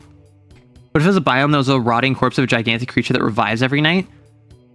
So we already have a giant creature that's subterranean, that is alive, but it is just kind of chilling. So we kind of have that. Remember the scorpion trees? I do remember the scorpion trees. Camel spider creature. Okay, first let's finish the superstitions. A pool in the biome center is a result of a massive 100-meter wide vortex. Is that true? Probably not, but why not? Or maybe it's the nightly floods are the results of a massive 100-meter vortex waking and sleeping each day. If sick from consuming the biome's liquid, tick sand will drain the illness from the victim. How superstitious are these supposed to be? Literally anything. We've had superstitions that impatient youth of creatures are often said to have a jagged shell based on this one species. Shell mosaics are former mosaics now fallen into disrepair. That one doesn't make sense if you don't know the creature. If both eyes focus on you, because it kind of like tilts its head back and forth, and back and forth. If both of its eyes look at you, something's about to go horribly wrong. Superstitions, it tastes like Humfrill.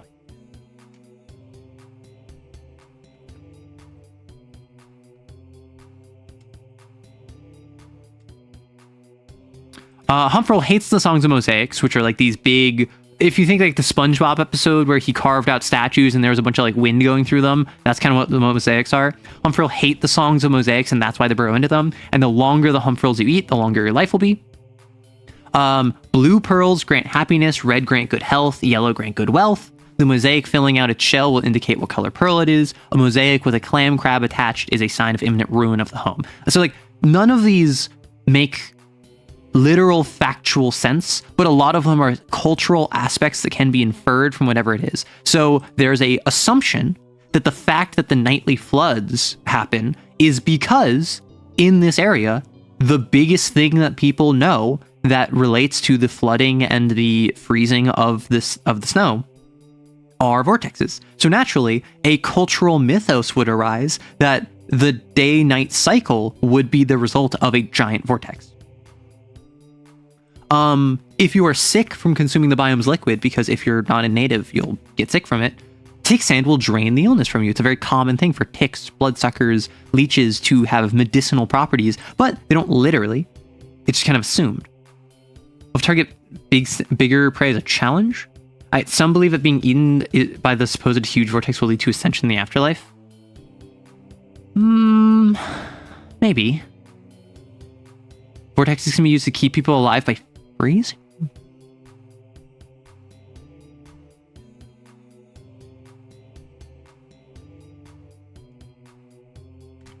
Freezes consumed prey. Consumed prey are left frozen corpses. Being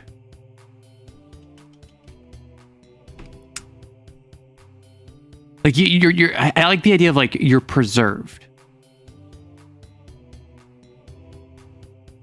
Deep freeze mummification. That's what I'm thinking is like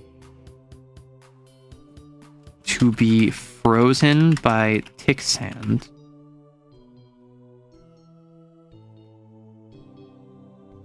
Will preserve. I don't want to just do what we did with the stone saps, because the stone saps was another thing where it's like they're rocks, but they're also ticks. They stick to you and they drain your ether directly and they grow larger as they do. And then if there's a large enough one and you fall into it or you like get absorbed into it, its superstition is that you live on through it and it absorbs your mind and your body and your personality. And so how do we make this distinct from that? I think while the stone sap one is closer to ancestor worship, I think this one is closer to mummification. I think this one is to be frozen by tick sand will preserve your body. Will preserve your body for the afterlife. Some people are thought to survive tick sand attacks frozen forever. Because that's the thing. You're not frozen forever. You're going to melt. Once you get warmer, you're going to melt. Or you're going to heat back off. If sick from the biome's liquid... Okay. Canoptics! I mean, kinda. Hey, I'm back from the banking store. Got a headache. Aw. I'm not happy with my suggestion about an afterlife, but I don't really think it fits. Yeah, so... what this is that I'm trying to make it just like, what are some super... Basically, the point of this is you're a GM. You're running for your group. You're running Xeneolithic. And you're running them through this desert biome. Here is 6 pieces of flora and fauna that you can throw at your players as obstacles. This is a very exploration-oriented game. And if they talk to anyone in the region, what are some ideas as to superstitions the locals might have about it? What are some uses as to what locals might use them for? So, for instance, if your players are like, oh, I don't know what this is, let me get a big basket, like pick up a bunch of these tick sand, and we'll go over to the nearest village. Hey, do you want to buy these tick sand? You can check, okay, what are the uses that nearby populaces have for tick sand? And you can say, well, they're consumed as a crunchy, cooling snack. Maybe they're willing to barter food for food. And then you can run from there. Or if players are like, tick sand, what the heck are tick sand? And then you check here and you're like, oh, if you're sick, it'll drain the illness from them. We use them as a means to treat visitors who get sick from consuming the liquid. And then suddenly it just kind of like makes them feel easier to implement into the world. There are other things you can do with this based on the specific villages and cultures and species that you throw into the world. You would drink jungle juice. Would you drink jungle juice that has a giant pit of ticks in the center? And would it change your mind if the giant pit of ticks made it cooler like a giant thing of ice? So, we did tick sand. We have desert whale, sundew that gets frozen over, living glass, and a cactus camel with cactus humps I don't think we're going to do. So, we've had desert whale. People want the desert whale. Desert whale. What are we naming this thing?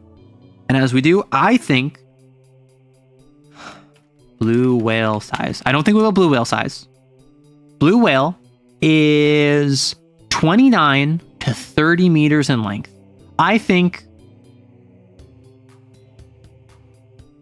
born at over 5 meters in length and grows exponentially over its first year until hitting 20 meters. Slowly grows over the remainder of its lifespan. Rarely exceeding 25 meters. This is an icebreaker. I don't think we go whale. I think we go narwhal. I think we go giant 20-meter long narwhal. And I think we go 15 and 20 meters.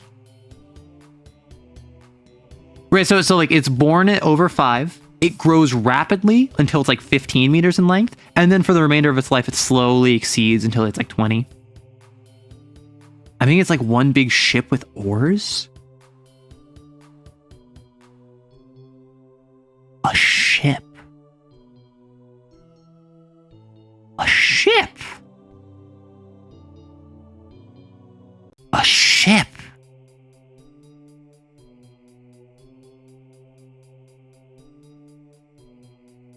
Bowed ventral side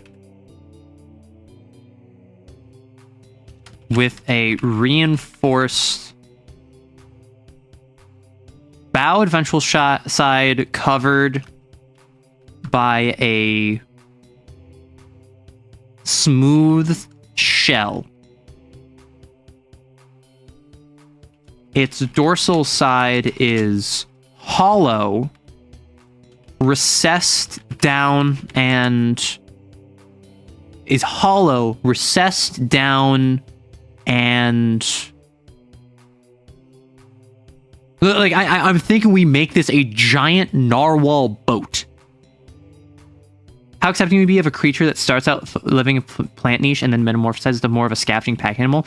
Perfect. Like I have other plant creatures, like hybrids in this world, so that fits right in.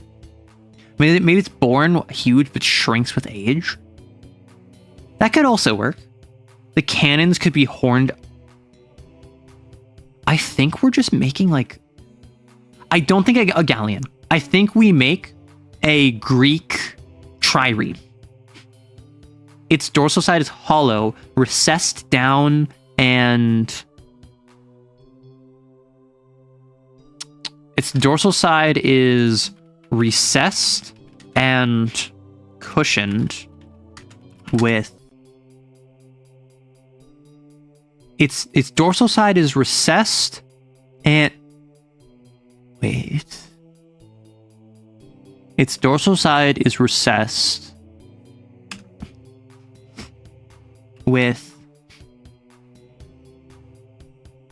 What would be a good... like genuinely, what is used to protect against intense heat? Its dorsal side is recessed with pores that hide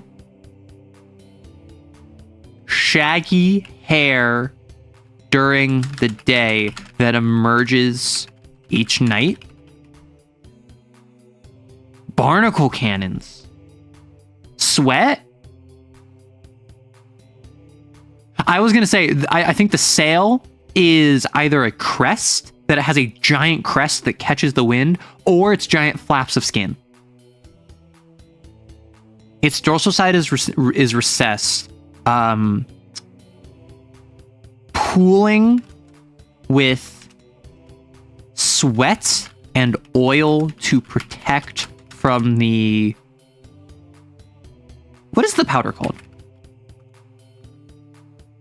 I think we need a name for the powder. What if the powder is snow and the liquid that comes from it is water? What are we calling them? What are their names? I think that's related to the biome.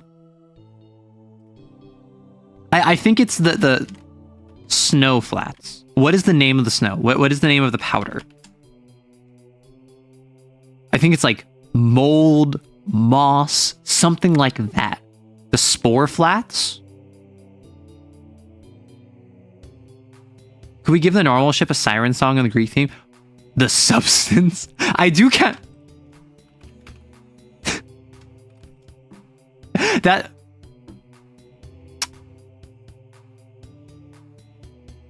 We'll call him the Jilruk. A flat stretch of land covered in multiple meters of a powder called Juruk that mimics snow. As it gets colder, it melts, leading to a nightly floodplain across the flats that freeze with the morning sun. The color of the powder shifts with its the color of Juruk. Oh, Ild. Ah, I got it. The penicillin flats. Maybe not flats though. The Juruk Ild.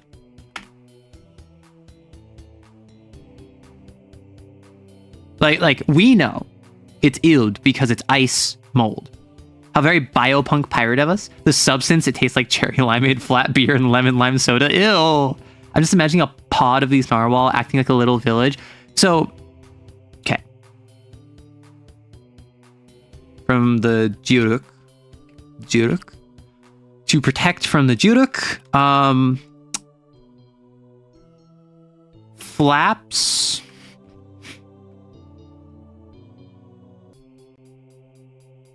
Flaps of skin cover this during rest, but in travel, they catch the wind and assist in local motion. Multiple legs. 12 legs on either side, none of which have joints, and simply push off the Juruk below.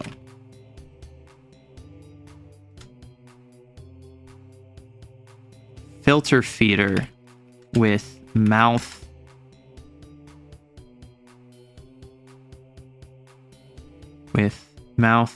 protected by a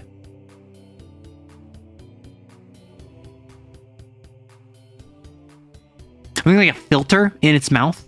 I'm thinking it's like a basking shark, where it just kind of like mouth open, just like crawls forward with its rowing legs. Filter feeder with mouth protected by a, like, how would I say, like a natural, like a bone with mouth. Where does the front spike fit in? Filter feeder. Large spike above. Large bone protrudes above mouth.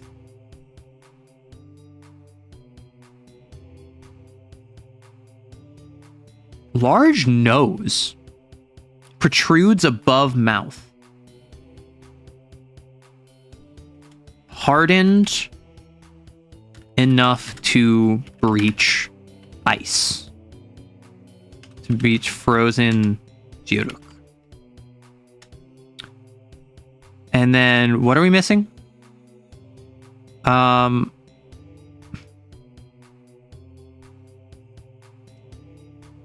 Migrate. So what are these called? Come on. It has to be a fleet, right? A fleet of X. A net? Filter feeder.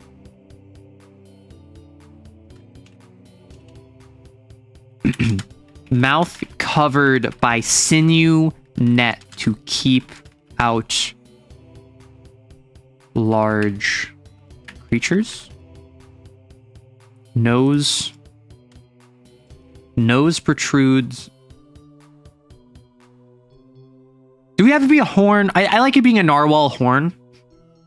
I think it's horn above mouth, hardened enough to breach frozen Judok. Horn above mouth, used to breach frozen Judok. Migrate in... I think we have an armada of something already. I like the idea of it being a fleet of these things. Halets? Girn? Horn, whale, net, halets. It's pretty good. A galleon. Kind of like a halet. Poryphone? Also like Poryphone, because Poryphone sounds Greek. And this is like inspired by a trireme. Arrow, my party's bard seduced a false Hydra. That must have been a very forgettable night.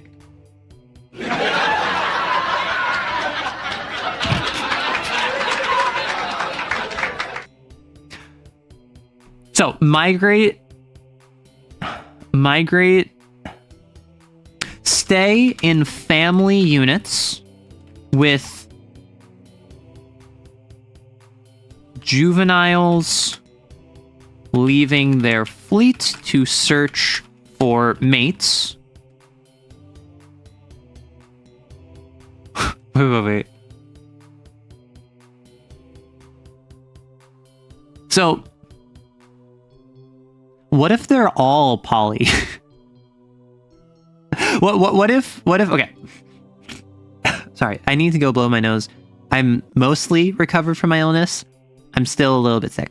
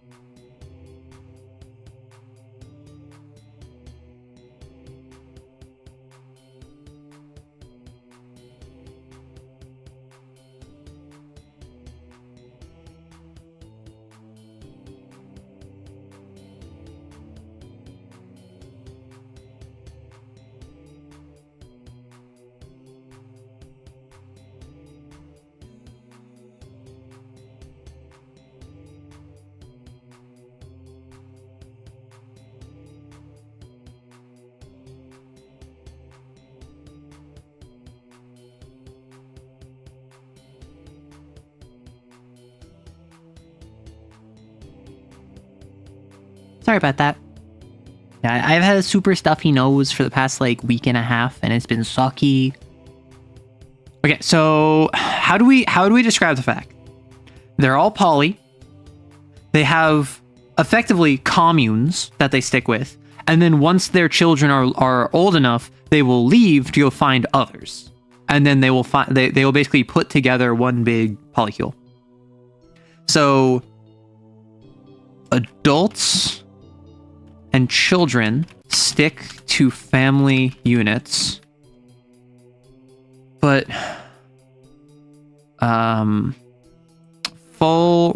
juveniles set out in order to make a fleet of their own of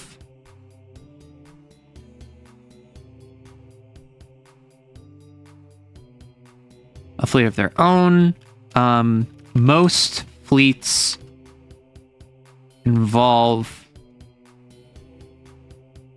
most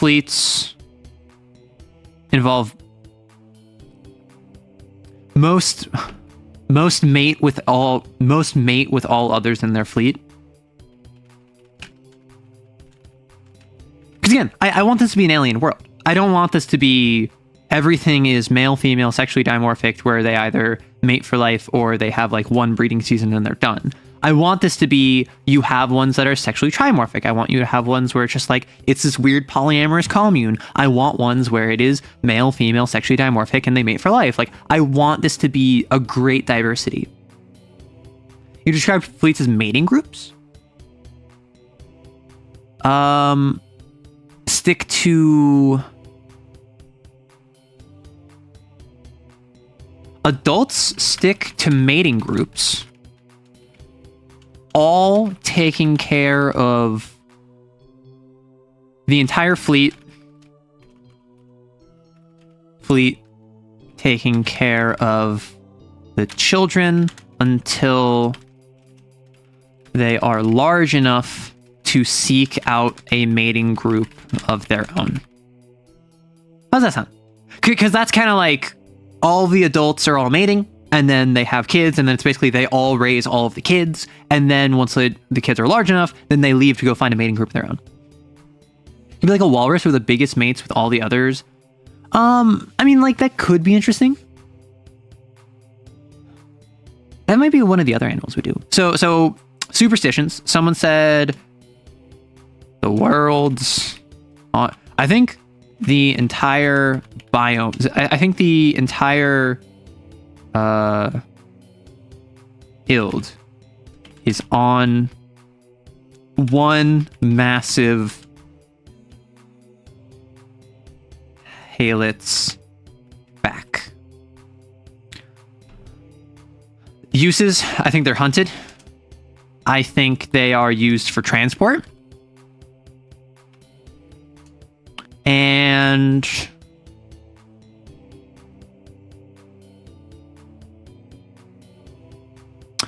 is it their oil or is it their horn? It could be their shell, but I don't know if it's, do we use their horn? Okay, what if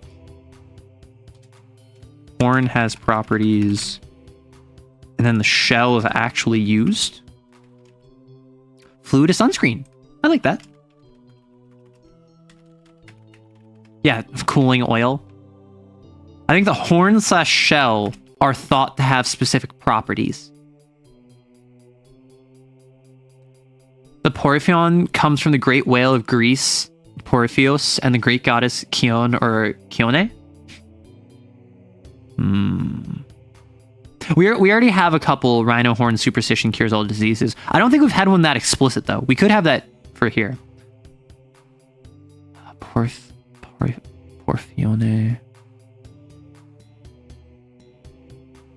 I like Porphyones. I also like Halit. So I think first off,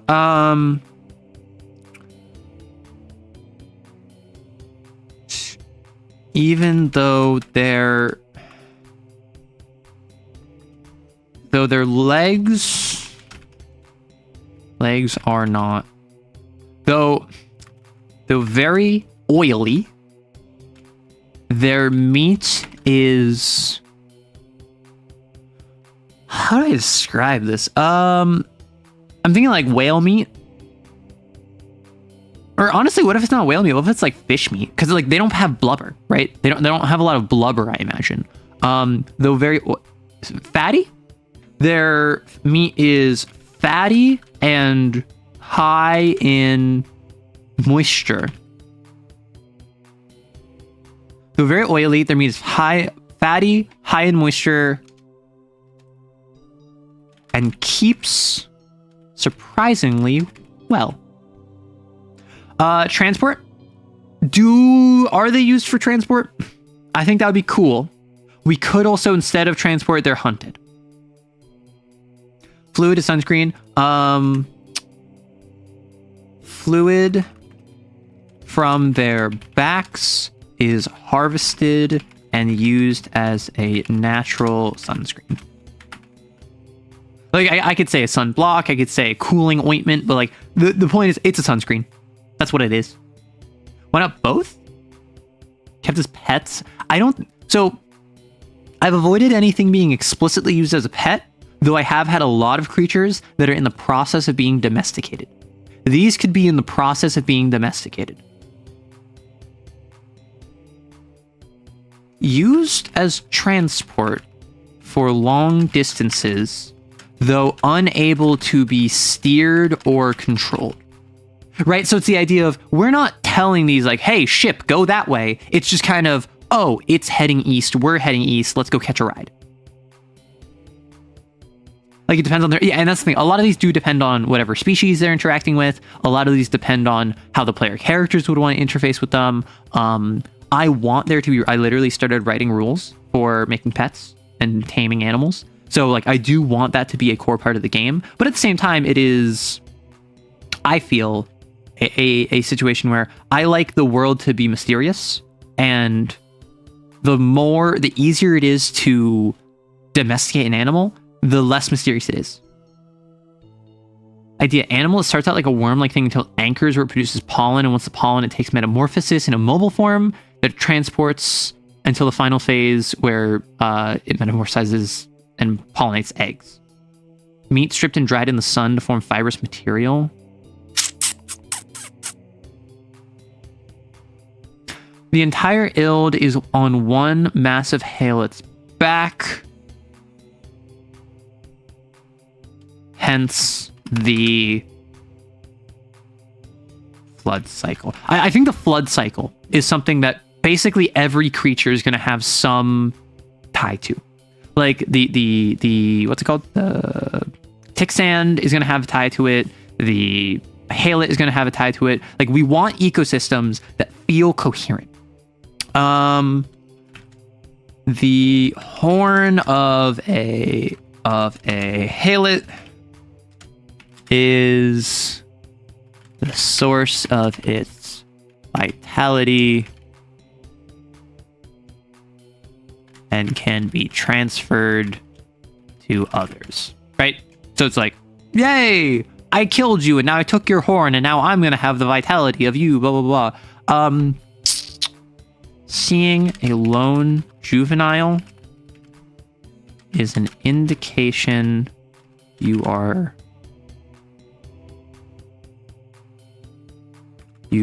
will find love soon. Right? And that's the kind of, like, I want it to be a mix of, like, here's how people interface with it. And also, like, here's what this symbolizes. They've never been seen sleeping would be fun. Superstition, there is something you can do to change their rigid movement patterns. Juvenile halets always navigate in the direction of other juvenile halets.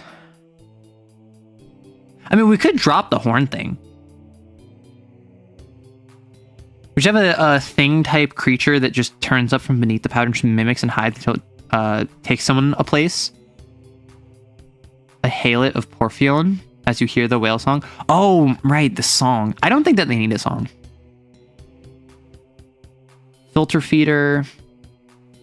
Mouth covered by sinew net to keep out large creatures. Horn above mouth used to breach frozen geoduck. Adults stick to mating groups. The entire fleet taking care of their children until they're large enough to seek out a mating group of their own.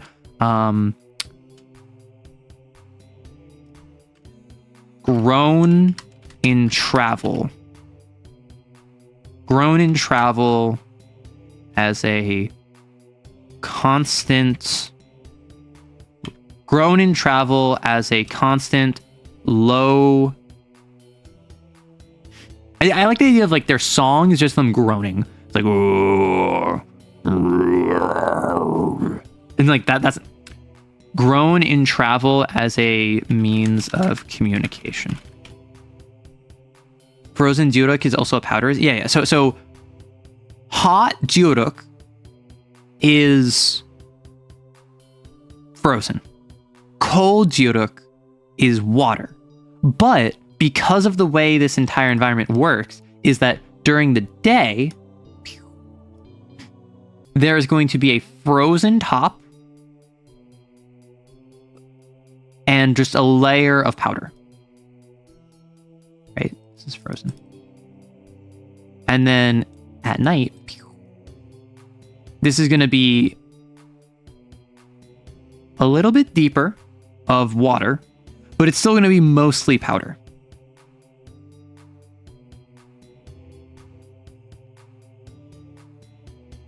So I think what if instead of having a horn, it's just the shell? Like the shell is like what breaks it, like an icebreaker. You feel? So it's the idea of like, as it's like, it's just breaking through all of the ice here. You feel?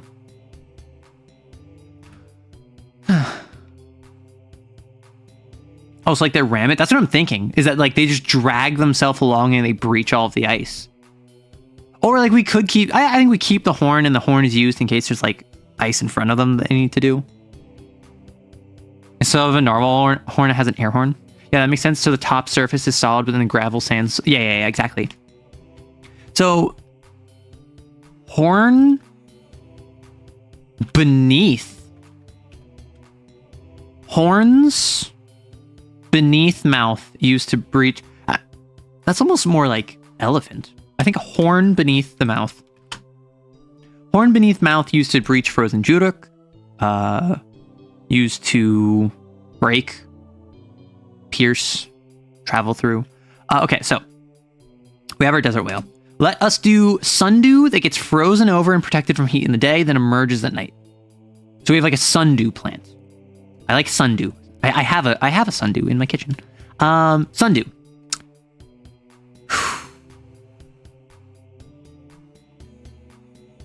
Arms extend a meter in length with fronds at the end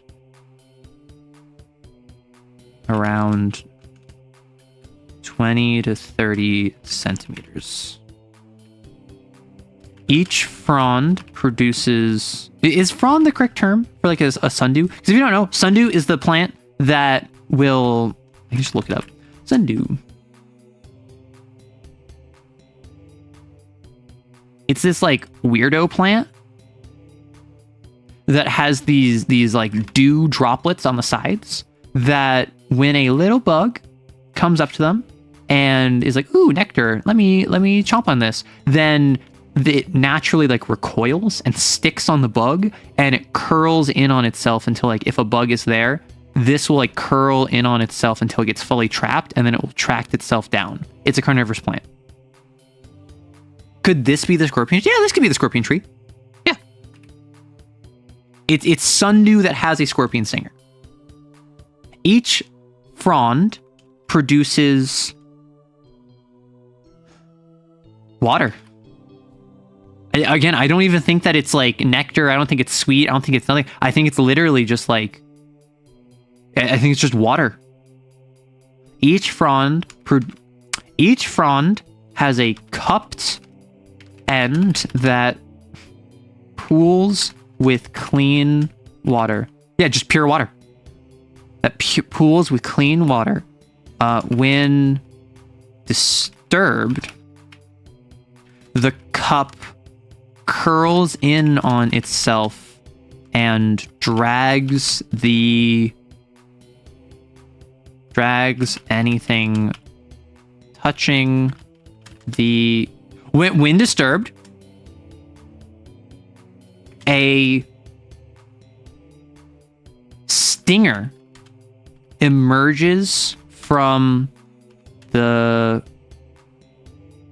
base, from the stem, and injects the victim with a paralyzing venom. The cup then retracts and drags the victim towards the root system, where they will be consumed. They drown in water. An ironic fate in the desert. Yeah.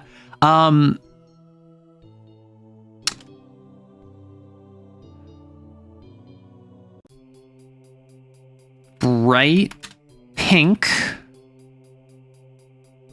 with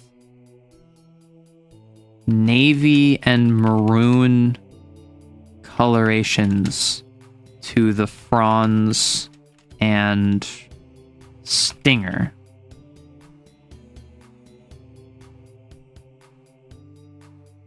Stinger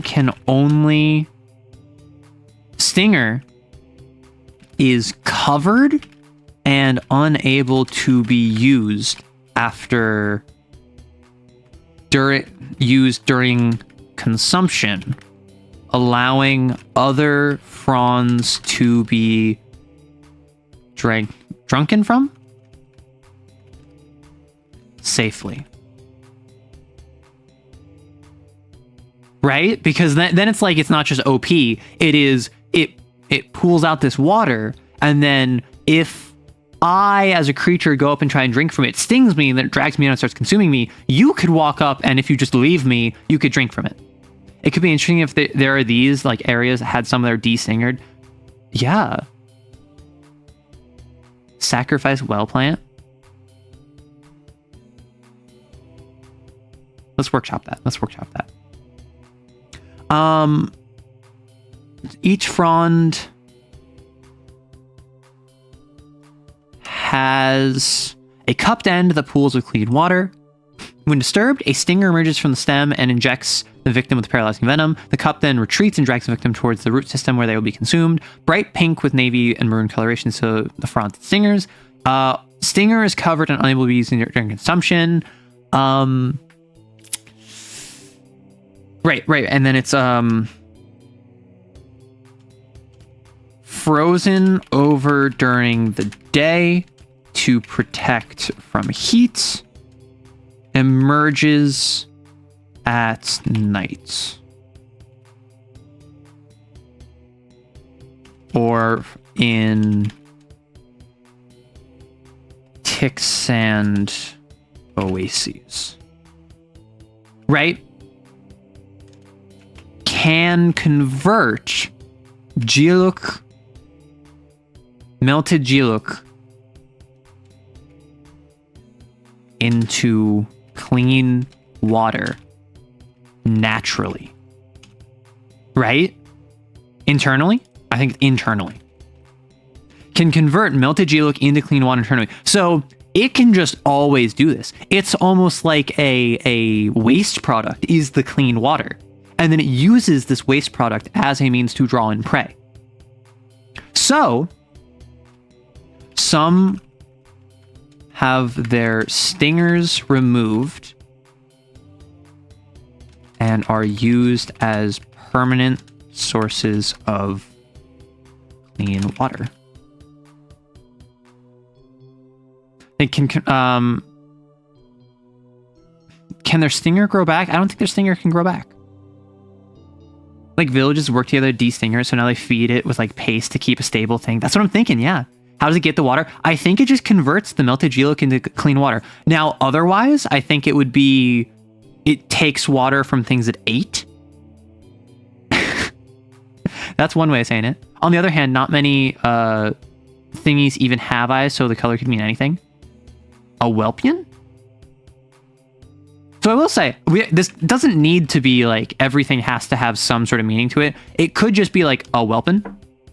Like a Whelpin. And a dew for sundew, right? A sundew or a well of Whelpin.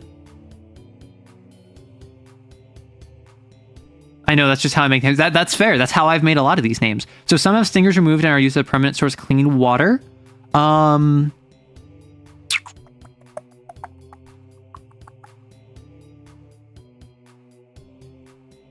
Cupped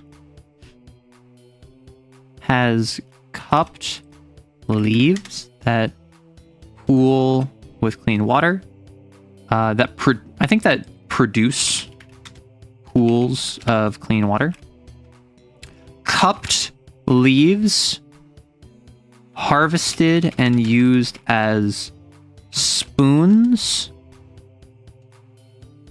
shovels. So I think cupped leaves harvested and used as spoons, bowls, and cups, right? Because like if they're cupped, why not? I think the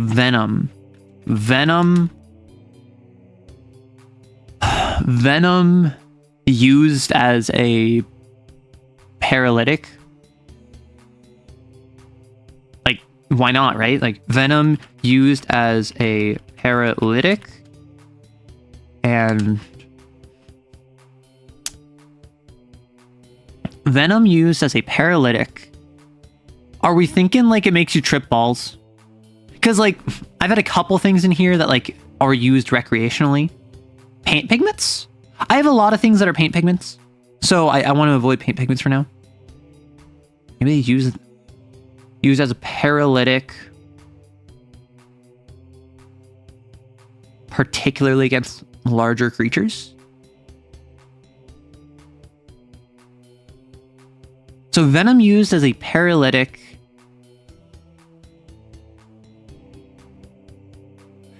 Venom used as a non-lethal paralytic, primarily against larger creatures. Dried out and becomes flammable. Oh my gosh. So superstitions.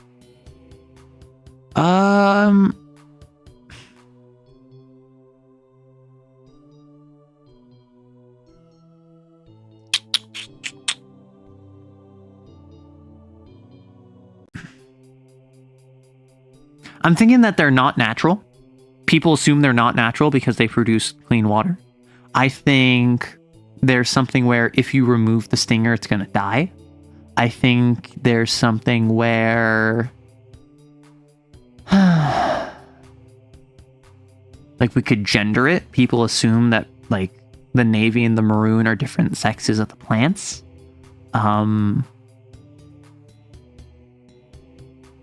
It could... I swear one time this one was a fruiting body. Like it made fruit.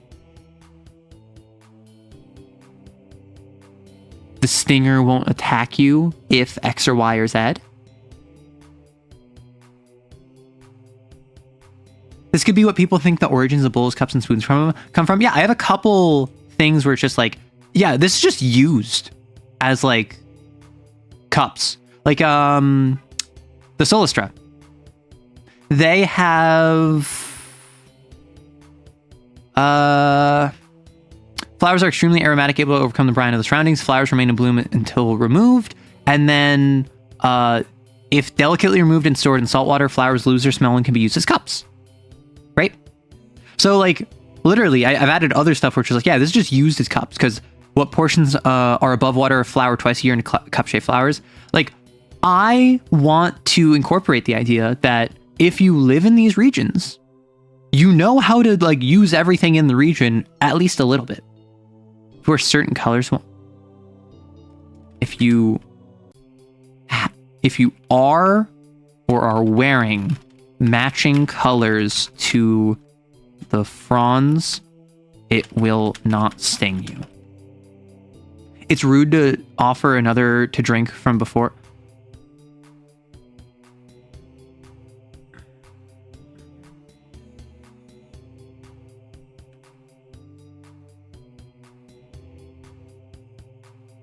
I like that. Because it's the idea of I'm drinking first to show you I'm not going to try to get you stung. How can we phrase that? Used as a comparison, like it's rude to... I don't think the stinger thing is removed if you do it. I don't think the stinger thing, if removed, is because if you want it in villages destingered for clean water. I got to hope you all had fun and hope you get more stuff done. I think it's rude. I think it's rude. I think it's polite to drink first. It's polite to drink first as a sign you're willing to get stung. Right? Why did this capitalize W? Right, so it's like, it's polite to drink first as a sign you're willing to get stung. Oh, because I did that, that's why. Yeah. Does not attack those truths of heart, uses test for lies. It's rude to disrespect someone who died as considered a sacrifice. Dying to a well and is always considered a sacrifice. And you must never speak ill of them.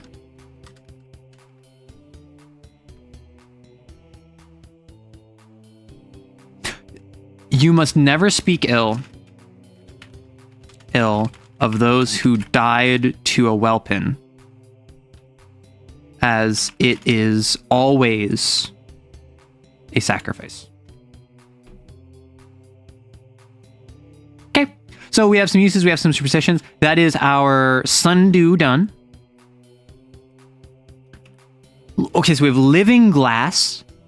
And so we have like 2 more flora, 1 more fauna. Living glass, I'm imagining just like angry sandstorm.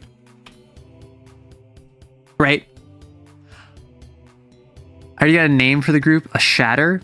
We already have shatters. Shatters is a name for something else in the system. And that one is slightly more important because that's tied to one of the ancestor species. So good idea, can't do that. A angry sandstorm, angry glass storm. Living glass is a big, translucent slug, non-Newtonian liquid kind of deal.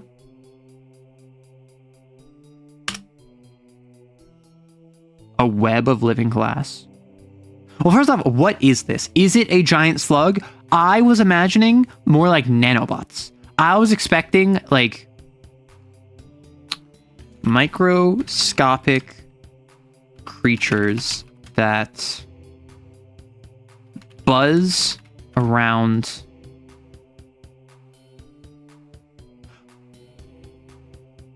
no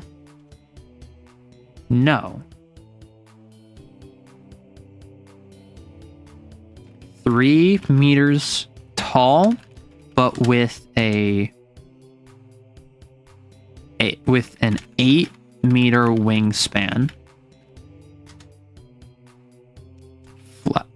Flaps its wings and blows up a massive cloud of Jiluk powder. Flaps its wings and blows up a massive cloud of Jiluk powder, even cracking open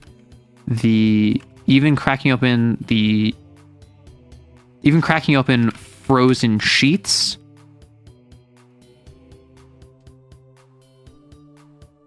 Jiluk flying this way gets caught in a current that whips around at high speeds, abrading anything it comes in contact with. So I think what it is that it's covered in short brown fur with a tangle of like dreads almost, or like ropey hair that kind of like coronas around its head. I'm thinking a giant moth that flaps its wings and creates a localized sandstorm around it where the Jiluk powder just like whips around. I like to think its back looks like Jiluk. Oh yeah. So covered in Jiluk and indistinguishable from a mound of it when sleeping. flaps its wings and blows up a massive cloud of Juluk powder, even cracking open frozen sheets. Juluk flying this way gets caught in a current that whips around at high speeds, burning anything it comes in contact with. Some frozen chunks are included in this flying like projectiles. Isn't this similar to the ash bear? And that's why I'm going to make it more distinct. I'm going to make it more moth-like. And the ash bear is more like a pelican that eats up a bunch of ash and spits it at you. This is more like it is a sandstorm. And I want it to be like a swarm of locusts. And I think what this is that it only has like a tiny little baby mouth. And this tiny little baby mouth can't actually eat that much. So it has to abrade stuff down into a ground up like powder that it can just kind of, you know, with it in short brown fur. Mouth is small and what is, this is a weird poll. You tell me. What is the mouth that like Venomoth has? Like, does anyone know what I'm talking about? Or not Venomoth. Like kind of Venomoth. But like this kind of mouth a little bit. But what I'm thinking of, does anyone know? Gosh. Godzilla beetle. Enemy. Megalon. Does anyone know what this type of mouth is called? Not Mothra. Or like, are these mandibles? Plural is an erosion. I like an erosion. Chainsaw mouth, like a slow. I like a chainsaw mouth. Is this just mandible? When I think mandibles, I think like a centipede. I think like, you know, like, or like a spider. Many little things that shove stuff in. Okay. Then what we can do is mouth is small and surrounded by grasping arms. Arms end in flat, sticky,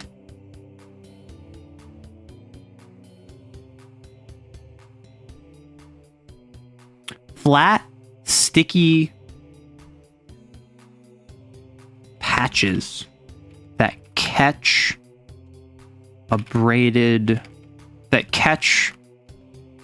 small prey to consume. Right? So it's like the mouth is surrounded by these little arms that like mandibles kind of grab and snatch. It's covered in G-Look and indistinguishable from a mouth when sleeping. Flaps its wings and blows up a massive cloud of G-Look powder, even cracking open frozen sheets. G-Look flying this way has a single coiled leg it uses to jump when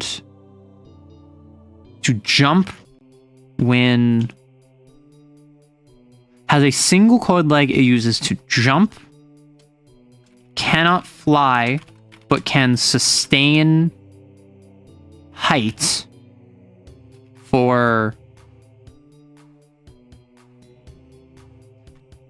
but can sustain a current that suspends it for up to an hour.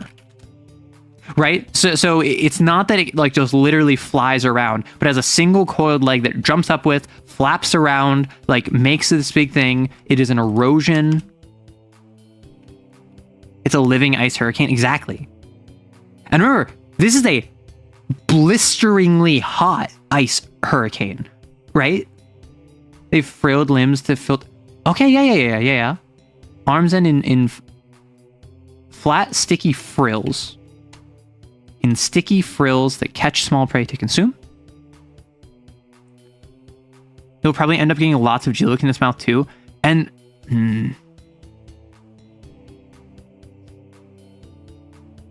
Gelact. I like gelact. An erosion of gelacts.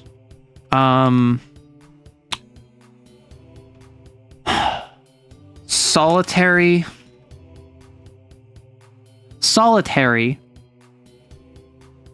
And solitary. And lay eggs under piles of Jiluk that other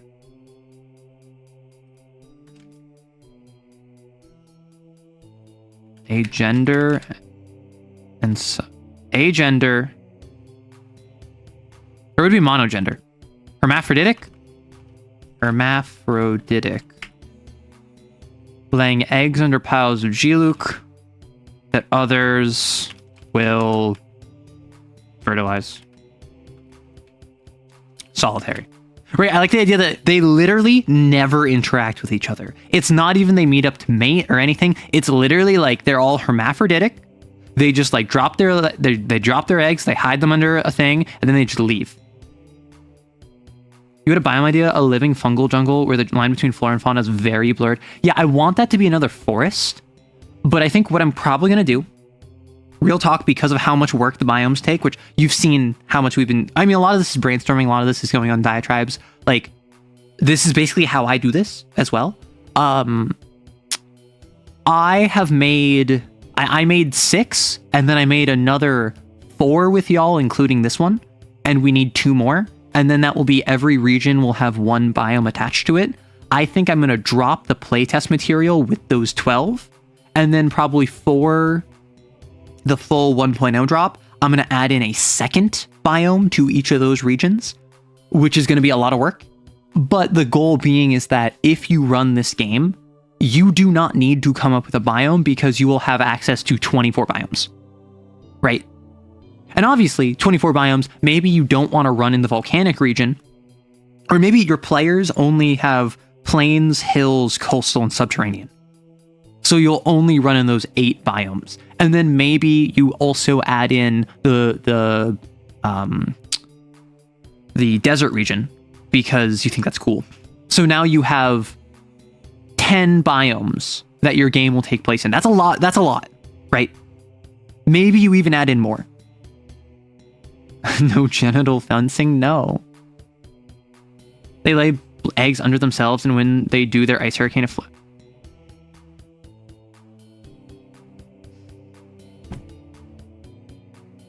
I like that.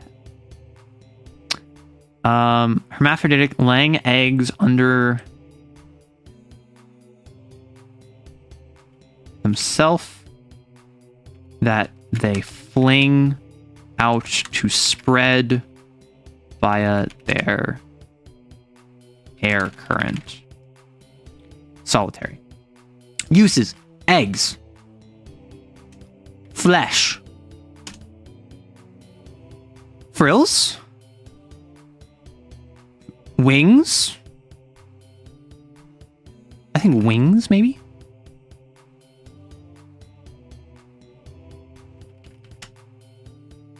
I'm very excited and do apologize for being so off topic. You're fine.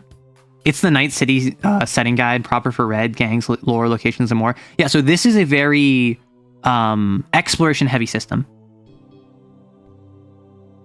Is that a cyberpunk TTRPG? Oh my gosh.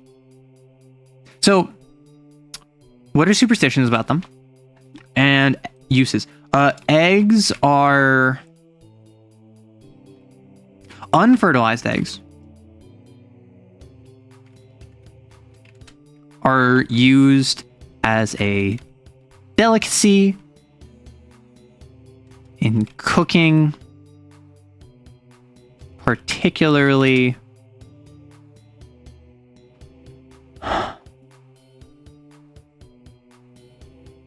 used as delicacy in cooking.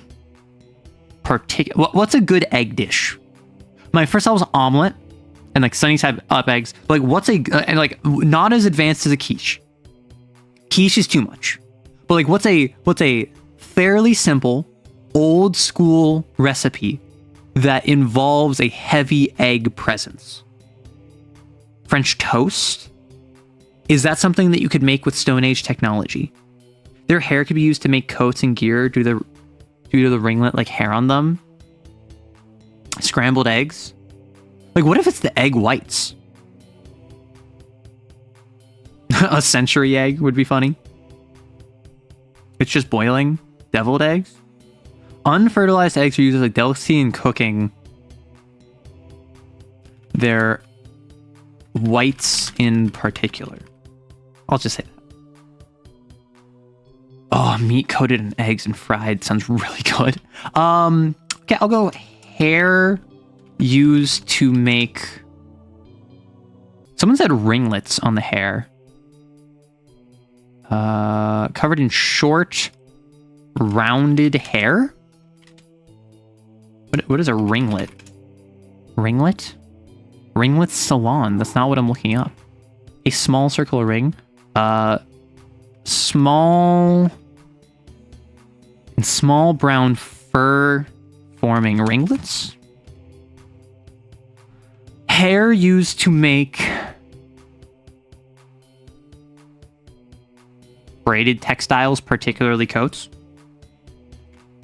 Hair braided to make textiles, particularly coats that resist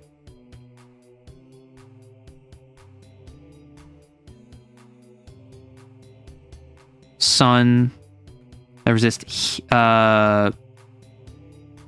rain and dust. Flesh. What would a moth be? Like, how good would a giant moth be for flesh? I feel like not very good, personally. Or maybe it's very juicy. Maybe it's very fleshy. Maybe it's very, like... Maybe it's very chewy. I am...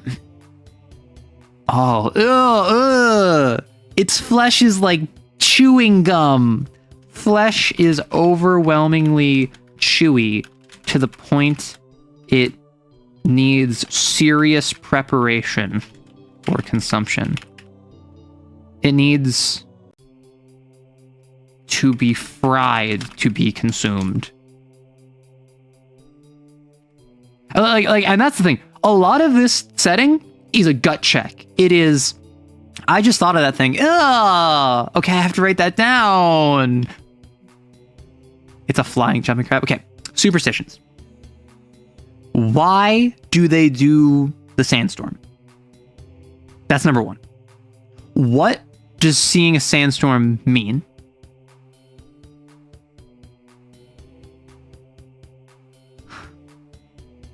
Flesh is overwhelming. Flesh is overwhelmingly chewy to the point it needs to be fried to be consumed. Unfertilized eggs are used as delicacy in their cooking.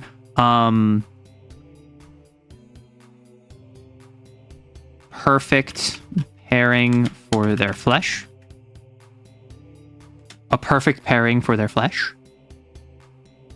If they don't keep doing the sandstorm, then something will wake up.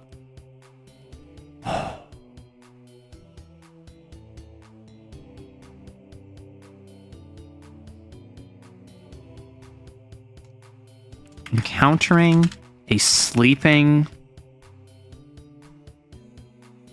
gelact. Encountering a sleeping gelact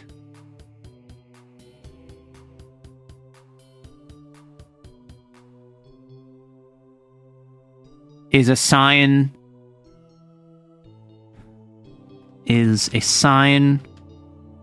your life will calm down shortly.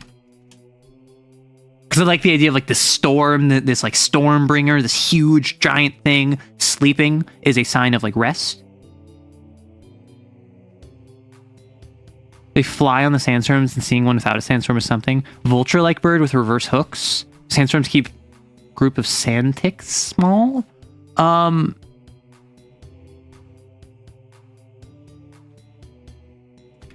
The Ild was once covered in dunes and hills until the Gelact storm. What? Oh, the Gelact storms flattened it. Because remember, like superstitions, I like having a little bit of like a creation myth in there. The constant making of storms is what made B, you and I were on the same wavelength. I was going to go for more of an omen because that means there are dangers near where they weren't cleared up the storm yet. Surprise picture. Yeah. G-lact warning. I like they have to do it or else something will wake up.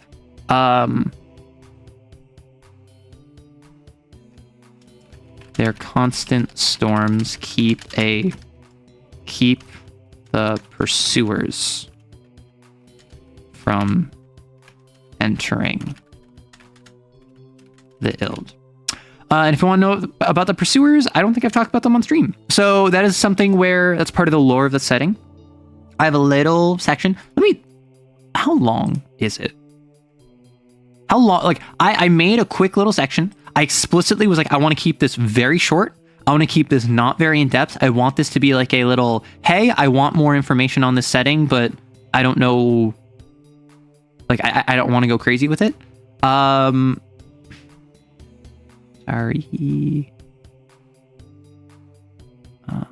Okay. 1, 2, 3, 4.5. There are 4.5 pages of like lore for this setting that is not directly relevant to what you're doing right now. The pursuers are one of the things in that lore. And so the pursuers is not something you have to worry about. The pursuers is not something important. It is the overall boogeyman of the setting. Oh, you have a thing? I was going to say never explain what a pursuer is, but oh boy, more lore. See, that's the thing. Like, pursuers. For instance, if I take the Twistle bush and I just show you here. The Twistle bush is from the Phalangefeld. This is a plains that is like the field of fingers. One of their superstitions is Twistle bushes are a natural trap meant to ward off pursuers and always point towards the nearest one. What's a pursuer? Good question. You don't get to know that. So we have done, I don't even know what we just did. We did a giant creature that does that. So that's our living glass. I don't think cactus camel, cactus humps.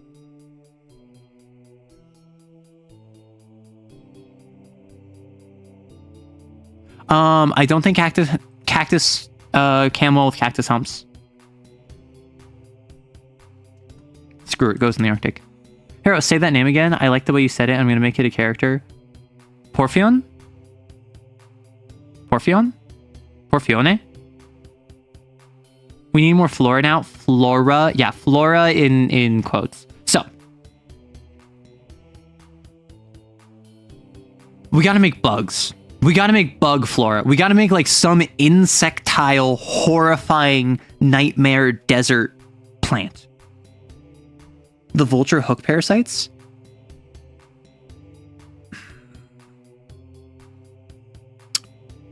This whole region is kind of parasitoid.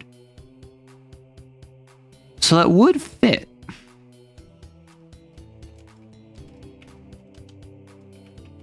Let's workshop this.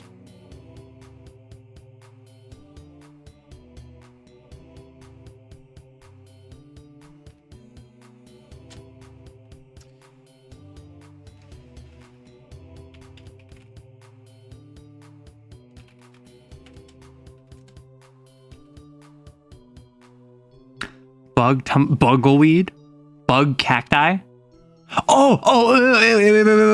Ew. Cactus chitin.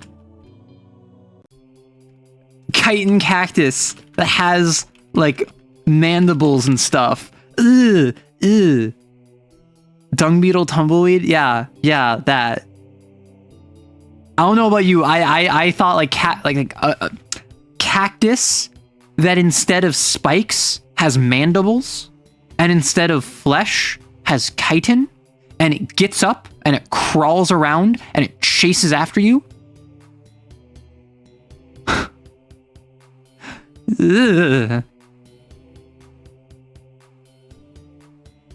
So, I'm gonna wait on this one. I have ideas for this. So,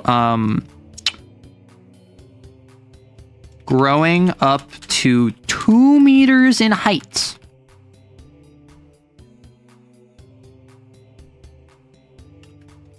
Ranges from black to purple to burnt orange in color. Radially symmetric with minor variations. Made entirely of chitin. That, when pierced, made entirely of chitin, hollow, with a chittering noise,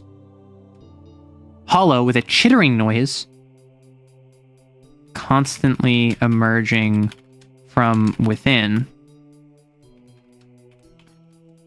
has rows of spines along its length, has rows of mandibles along its length that function as spines, has a fruiting body of what is like an insectile fruit. Ugh. Has a fruiting body of eggs, of bright yellow eggs during the night. Has a fruiting body. Has a fruiting body of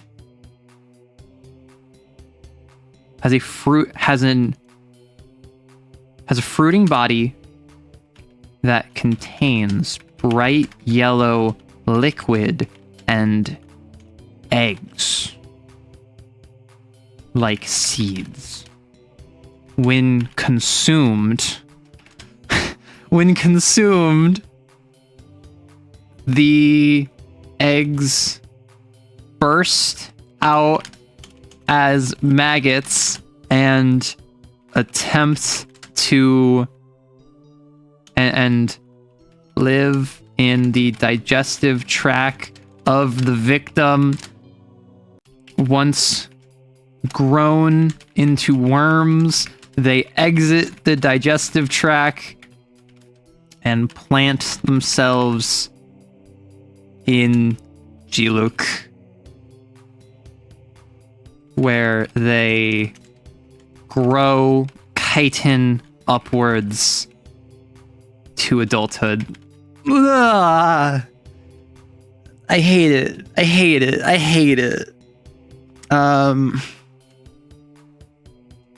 Can regrow any amount of lost chitin, but the fleshy root is vulnerable.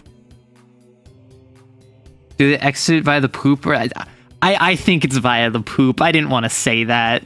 They exit the digestive tract. I think it's gotta be they just kind of like exit the body. Uses. It can be eaten only flash frozen in Jiluk.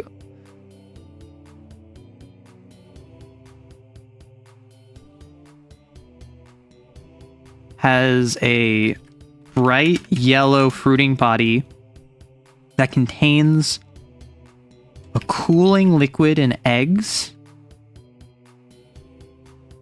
Eggs in seed-like sacs.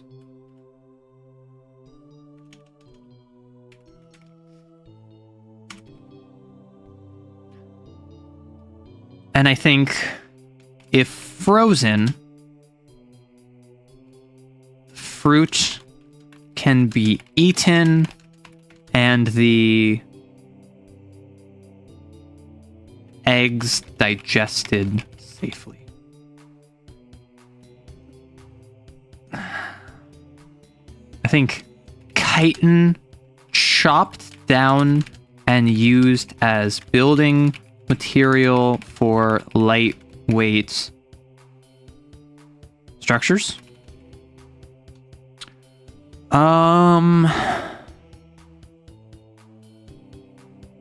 Mandibles broken off and used as sharp edges in tools and weapons. Superstitions. I think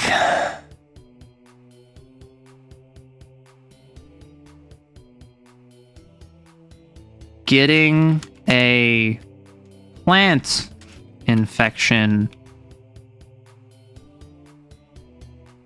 is a sign of your good health and vitality, right? I think it's something where, like, if you get one of these things, it's a sign like, oh, you're doing fine out here. You're really healthy. They want to be in your body. We need a name for it. Chitin cactus? A cactus? Sailboats that glide over geoglass and sand alike. Sailboats that glide over geoglass and sand alike, made from this chitin and the glass storm moth wings. So we already have the what is it called? The halet. These are like whales that have a recessed dorsal side with sweat and oil in it, that have flaps of skin like sails, and they have these oars that like are legs that push them along. So we kind of already have boats that like sail along the same thing. They're just fully organic. Attackus? I don't like attackus. The constant sound has to be something. Maybe hearing one go silent. I think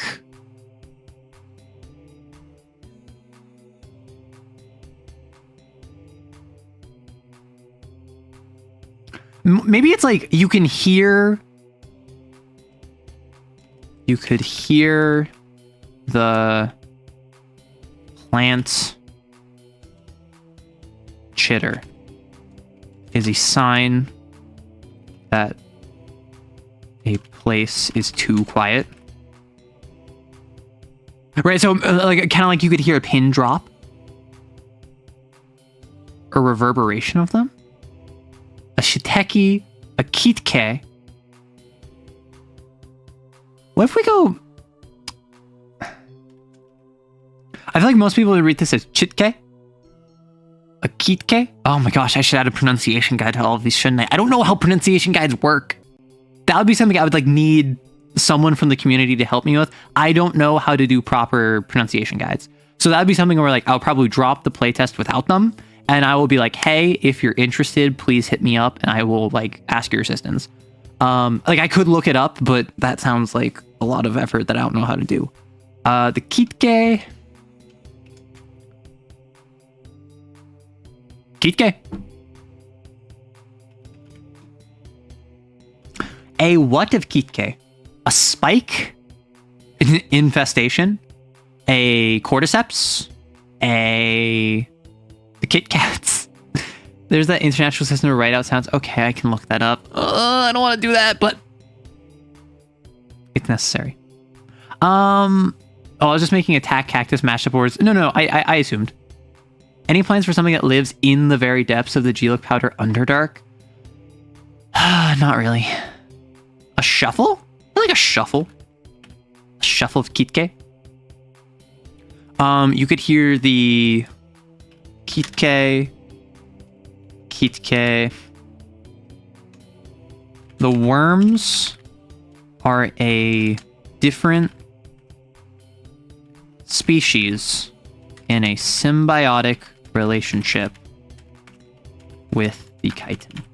Right? People assume these are different species, that they're not actually the same, but they just kind of work together. And we have one more.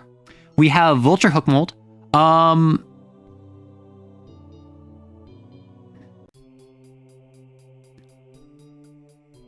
A plant that catches the wind. A plant that catches the wind and rides off of it and lands on you and tries to eat you. Primarily corpses. Vulture hook car handor. Man car decor handor. Skin stealing plant? Okay. Wait. What if it forms balloons of mycelium? Enjoy Zap. What about a plant that like makes deals with you? Like it's a plant that has like fruit and it refuses to allow anyone to like take its fruit unless it allows you to like drink some of your blood, and then it allows you to take fruit. And it's just like this plant. Maybe it's sentient, maybe it's not, where it balloons out vulture hook mold tumbleweed thing. Yeah, I call them a flens. Like what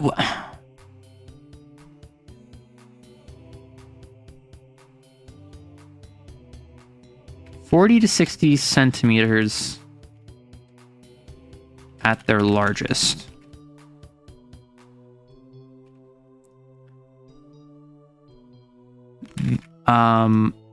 At their largest, these sinewy, these fibrous creatures, these fibrous balls have growths of blooming mycelium across them. Mycelium? Mycene. No, that's mycenaean. Mycelia of mycelia across them. Have growths of blooming mycelia across them. These growths are all warm colors and expand with the excitement of the creature. The larger the growths, the higher the creature floats. When on the ground, it rolls around as buffeted by the wind. When in the air, it floats around as buffeted by the wind.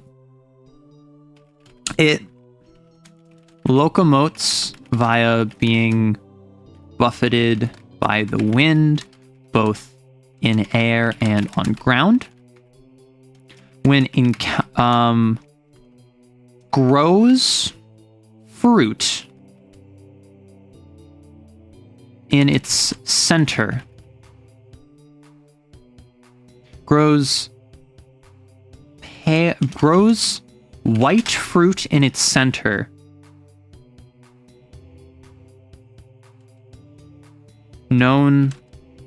Grows white fruit in its center that are extremely juicy and resilient. Allows creatures to harvest the fruit so long as they cut themselves in its retrieval.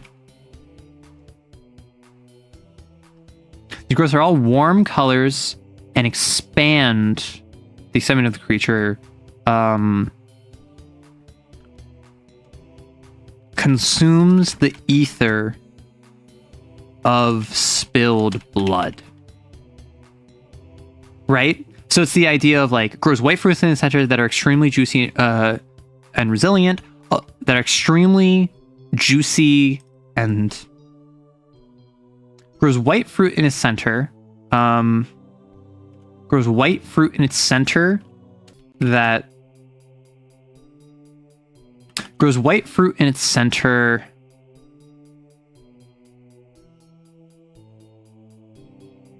Grows a white fruit in its center. Grows a cluster of small fruits in its center. White bodies off a tangled vine. Allow creatures to harvest the fruit so long as they can cut themselves in retrieval. Consumes the ether of spilled blood. If a creature attempts to subvert this, these spined balls have growths. If a creature attempts to subvert this,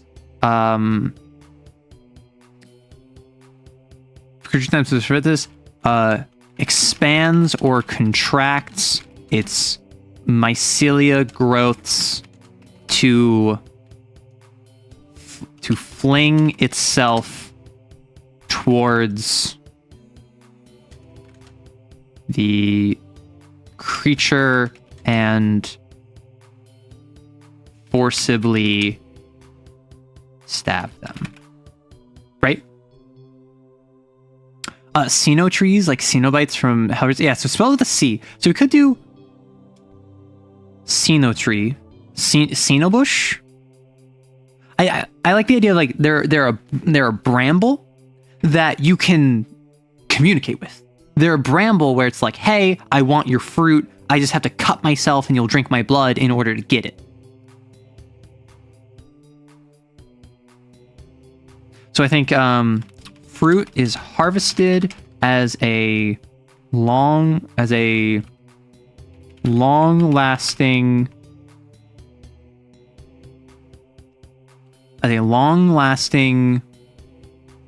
food, a long-lasting source of moisture that has a subtle melon taste. Right?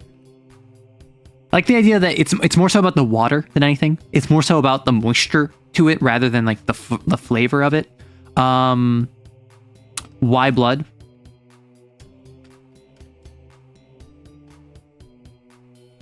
Yeah, no one knows how it knows who's trying to subvert it. Yeah.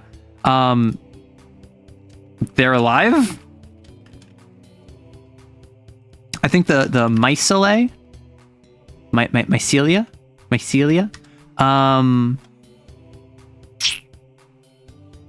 shrivel when harvested, but still used as, what would you call kombu?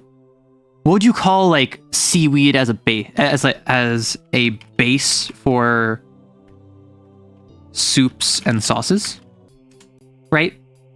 I'm thinking like the mycelia shrivel when harvested, but it can still be like thrown in water and like add flavor to it. Still be used. Mycelia shrivel when harvested, but used as a base for soups and sauces for a sweet flavor. As a sweet base for soups and sauces. So take a wound to get food for the group. I don't know how this manifests.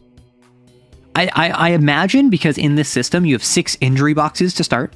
Whenever you take a little bit of damage, you take a wound and fill up one of those injury boxes with a wound. And then if you take another wound, you can put it in a second wound injury box, or you can add it to your first wound and make it an injury. An injury removes your ability to use effectively one of your traits. So you might have an injured foot and you can't locomote properly. You might have an injured eye and now you can't see properly. You can't use it for what you normally would be able to. So it very well could be make a payment of blood, literally, that's a mechanic in the game. So you take some damage. In exchange, you get some food. I don't think it's enough to feed everyone. I think it would be enough to feed one person per day, though. I think 40 to 60 centimeters at their largest. These spined balls have growths of blooming myceliae across them. These growths are all warm colors and expand with the extent of the creature. The larger the growths, the higher the creature floats. It locomotes by being buffeted by the wind, both in air and on ground. Grows a cluster of small fruits in its center. White bodies off a tangled vine. Allows creatures to harvest the fruits so long as they cut themselves in its retrieval. Consumes the ether of spilled blood. If a creature attempts to subvert this, it expands or contracts its mycelia to growths to fling itself towards the creature and forcibly stab them.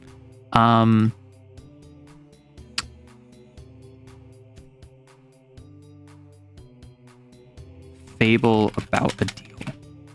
So one more use for it. I think it's just like destroyed, and well, maybe the vine is used for something. Vine. So we have the fruit, we have the myceliae. It could be the spines. Spines used as a delicate cutting edge in high precision. As a delicate cutting edge in high-end knives and ceremonial pieces. In ceremonial knives I think in precision knives and ceremonial daggers. Why blood? Sinobush, the Sinobramble, the Sinoball, I like Sinobush, the Sinobushes. Why blood? It is evil. Sinobushes are the results of an evil but lawful entity spreading, or are minions of an evil but lawful entity, are the result of an evil, are the minions of an evil but lawful entity expanding its influence. Sinobriar? I like Sinobriar. Sinobriars. It wants to understand you to become you, but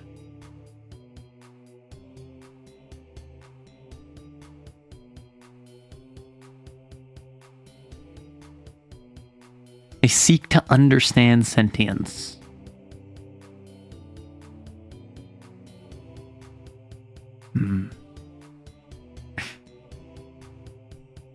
Strict as a Sinobriar is a phrase to indicate someone is a stickler for rules, right? Prickly. I like strict because of the assonance or the consonants. I like prickly as a Sinobriar. I like strict as a Sinobriar. The tumbleweeds in Deadlands. Yeah, I mean, like, you gotta have one. That's some Goosebumps stay out of the basement, the rules. Maybe when a creature dies of thirst in the Ild, a Sinobriar forms from its corpse. I like Sinobriars want to understand sentience, and blood is the best way to do that. Okay, so we have the desert. What we do now is I go back up here and I say, what is a desert? A desert, while stereotypically quite hot, is defined by its lack of precipitation. This leads to an expansive, dry region where finding water is where water is as valuable as pure ether. Where clean water is as valuable as pure ether. Such dryness often leads to dust storms, scorching heat, and blinding vistas. Such dryness often leads to dust storms, scorching heat, and blinding vistas. Non-natives that visit the desert find it an inhospitable and unwelcoming place. Those that have been there for quite some time echo this sentiment, but understand that echo the sentiment, but understand that there is a way in any region for life to flourish. The desert just takes a little more effort, which makes its people strong. One more line here. It's often leads to expansive dry region where clean water is as valuable as pure ether. Such dryness often leads to dust storms, scorching heat, and blind vistas. Others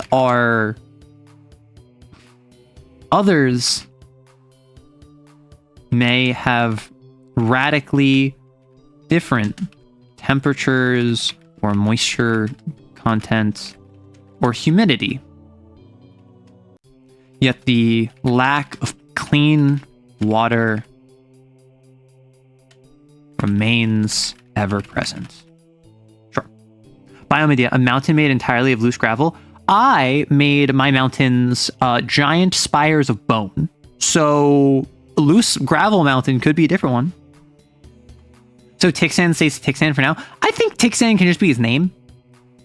I do think it's a bit odd to have Tixan be the name of the individuals, but also like, oh man, look, I see some Tixan over there. Like, watch out, it's a whole vortex. Like, that makes sense. And what I like to do is I like to have the creatures up first. I'm gonna put you there. And then I like to have the plants, the flora up first. So I'm going to go up here. And I'm going to put these before the tick sand. And so,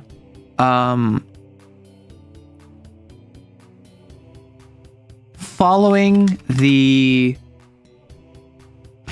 freeze flood cycle of the Ild, Welpon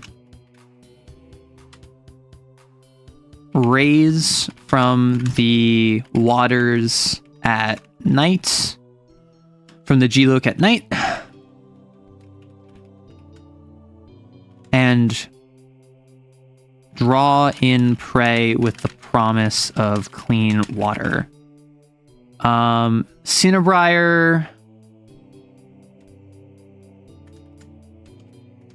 Cinnabriar skip along the water and the G-Look surface. Cinnabriar skip along the G-Look surface and dodging Kitke spires in their eternal travels. The day forms oases around the heat absorbing tick sand vortexes. the heat-absorbing vortexes of tick sand. And then we have halets, and we have gelact. The heat-absorbing vortexes of tick sand. Though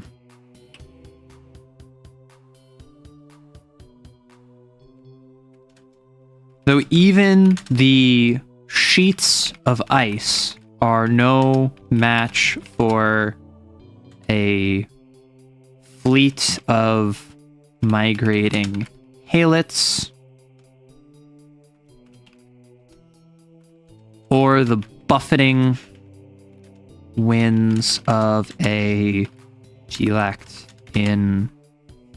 not in flight, but taking to the air. Okay, so now like the Geoduc Ild, you have an idea of like, here's what this place is. Here's some examples of like how the ecosystem kind of works. The shard beetle ramparts of volcanic floating islands is kind of gravel mountains. That is true. So it has been 3 hours. That's about what I was expecting. Migrating hamlets, a bunch of emos running across. No. Okay, first off, he's Byronic. He's not emo. Second off, yes, we love clowning on Hamlet. My goal was, like, if we were going to do this quickly, I would love to have done the Arctic as well.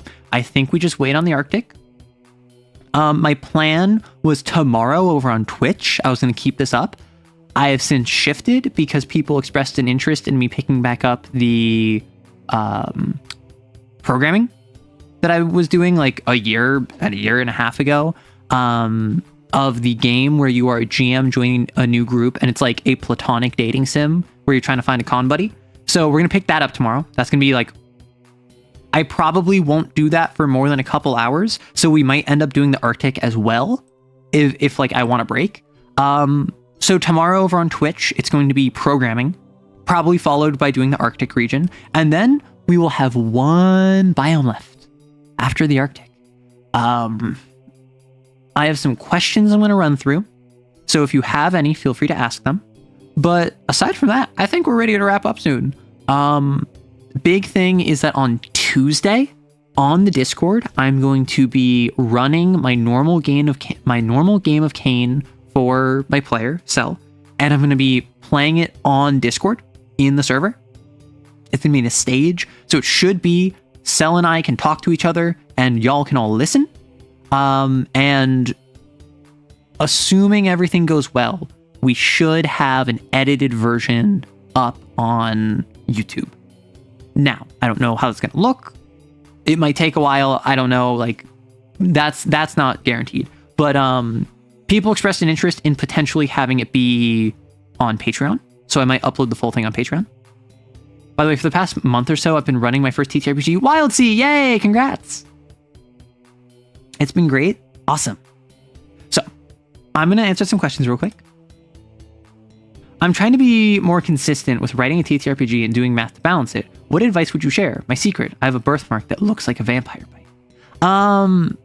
I would say when it comes to math, when it comes to balancing a TTRPG, I can't really speak to this because everything I've released has effectively been unplay tested and everything I've released to date has just been theory. So I'm not going to tell you like the exact idea of how to do math. However, what I will say is I'm of the opinion in a TTRPG, if the group is going to break the game, they're going to break the game no matter how many limiters you put on it. So I feel it is the sort of thing where when you make math in a system, you should make it so that you're going to succeed. And this is just my philosophy, right? This is not a rule. This is just my philosophy. You should succeed more than you fail. When you fail, it should be interesting. And if you are the average casual player, you should not be able to break the game. Right?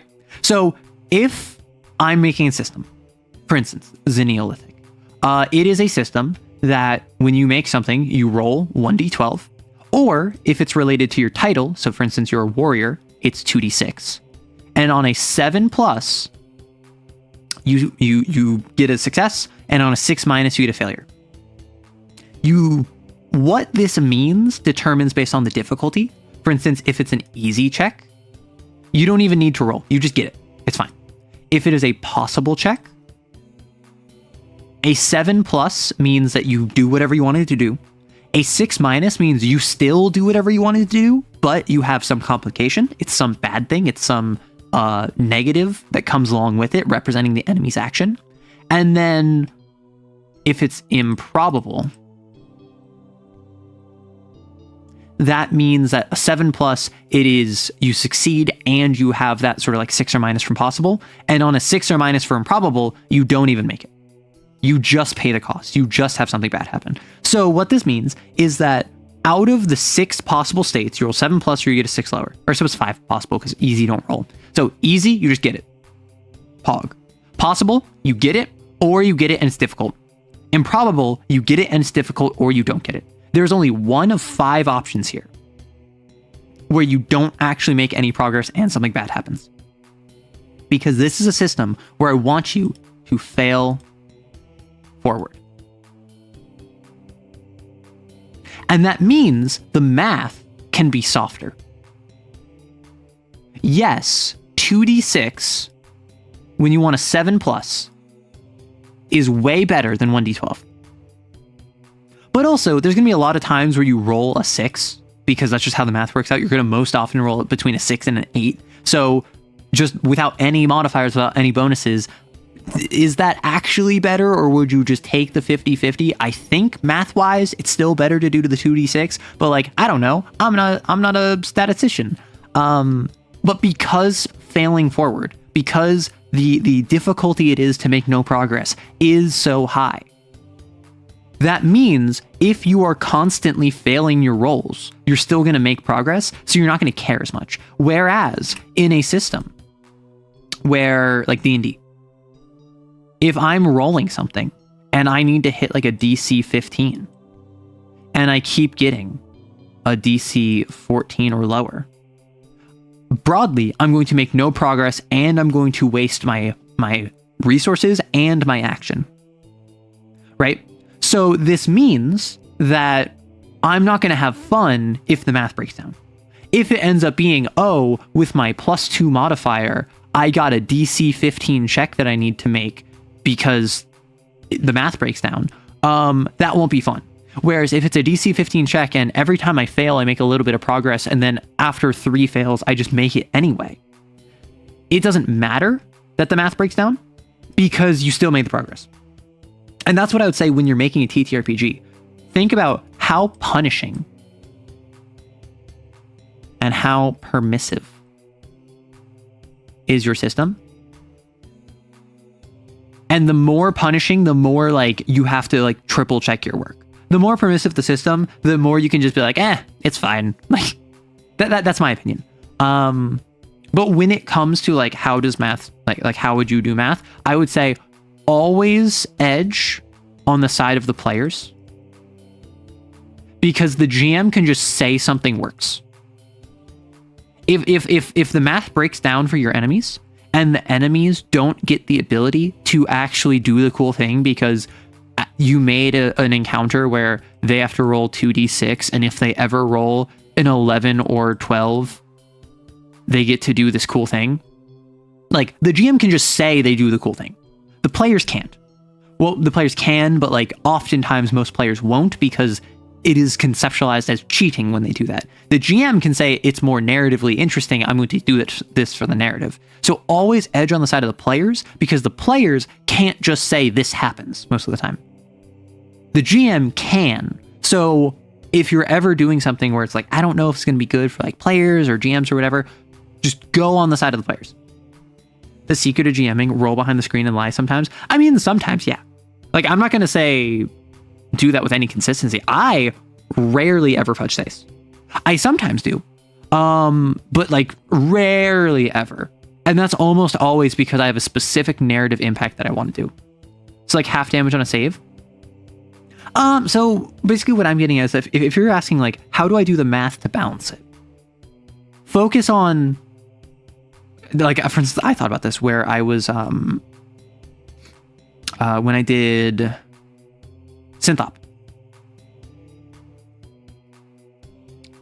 I did it all vibes where I have it, you make die pools where it is 3d6, 1d6, and then 2d6 where you drop the lower. Because that's 0 dice. And I played a session of Kane, which has a similar system, where you have die pools, and a 4 or higher is a success. And I had a thing where I could not roll well. Like I was rolling a bunch of hard rolls, which is you only get a 6 or higher, and I kept getting like 4s and 5s, and I was so frustrated. So that frustration as a player led to me making it 4 to 6, even though my first thought was a 5 to 6. Because when I think of a pool-based die system, I think it's Shadowrun, where it's you make a die pool of d6s, every 5 to 6 is a hit. On a number of hits, you get a success. I ended up shifting that over to 4 to 6 because I was so frustrated with Kane. And that's a situation where I don't know how the math breaks down. Initially, it was if I roll with my function, which is 3d6, and it's on a 5 to 6 that I get a success, that means I have, on average, 1 success. However, the math kind of broke down. Like, the math kind of changed once I shafted that to 4 to 6, because then instead of 1 success, it's on average 1.5 successes. And then if you go up to 4, it's instantly 2 instead of like 2 1/3 or 1 1/3. So it kind of like breaks down a bit, and it made the game a bit easier. But also, I am a firm believer in it is more fun to succeed. Like, you don't roll dice so you can fail. You roll dice so you can gamble with your future. And so that, oh no, I failed this 1 roll out of 10. Like, that helps the good rolls feel better. That is necessary. But ultimately, you want to succeed when you try something. So I think it is better to err on the side of the players because they're the ones that are engaging with what's happening, right? D12 is as likely to roll 1 as it is 12, so any roll of a number, but if I recall, the probability is about the same as 2 1s or 2 6s on a 2d6. Yeah. And why I did it is because I understand that with 2d6, it's a probability curve where 6 to 8, particularly 7, are the most common results. And so if you get a 7+, that being the breakpoint means that it's slightly on your favor. And if you ever get a +1, then you have 6+, which means that you have like a 2/3 chance of getting a success, right? Which is way better than a 50-50.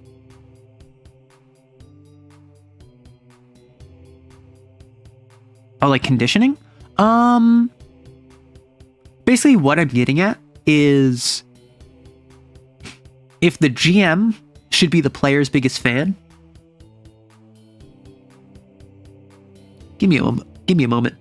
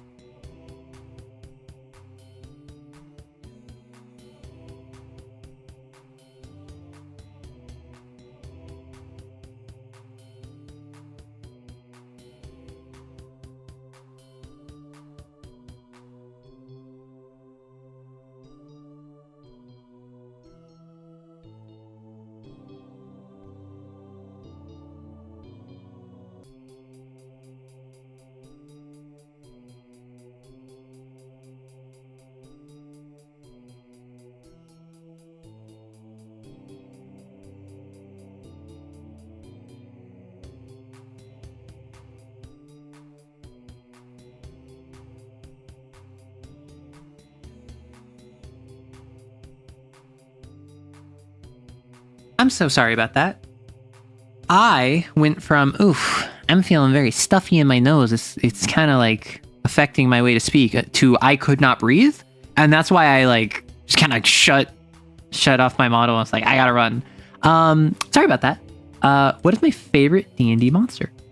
So you think you got it. I'm basically just like, if the GM is the biggest fan of the players, then the designer should be the one that sets up the players to do stupid stuff.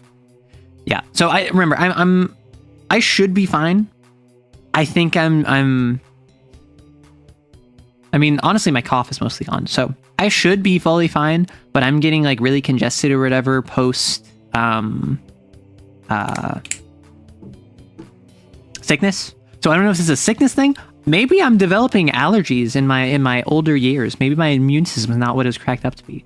But what is my favorite D&D monster? It's got to be... I have a couple. And you might know these based on the fact that I've included them in the Mega Dungeon. I really like the Umber Hulk.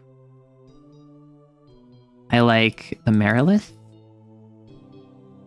I like Beholders. I like Lizard Folk. I like Mind Flayers. I like Yuan-Ti. I like Ifrit.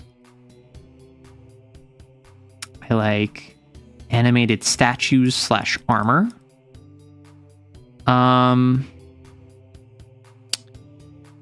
Warforged aren't really an enemy, but I really like them. So does anyone know what these have in common?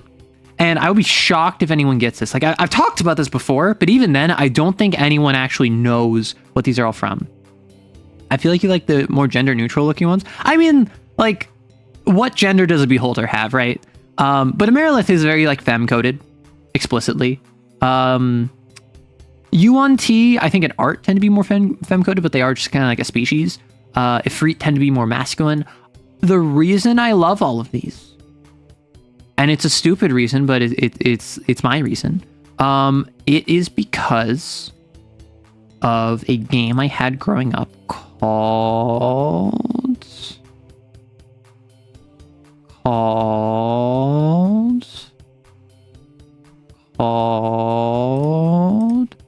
Dragon Shard.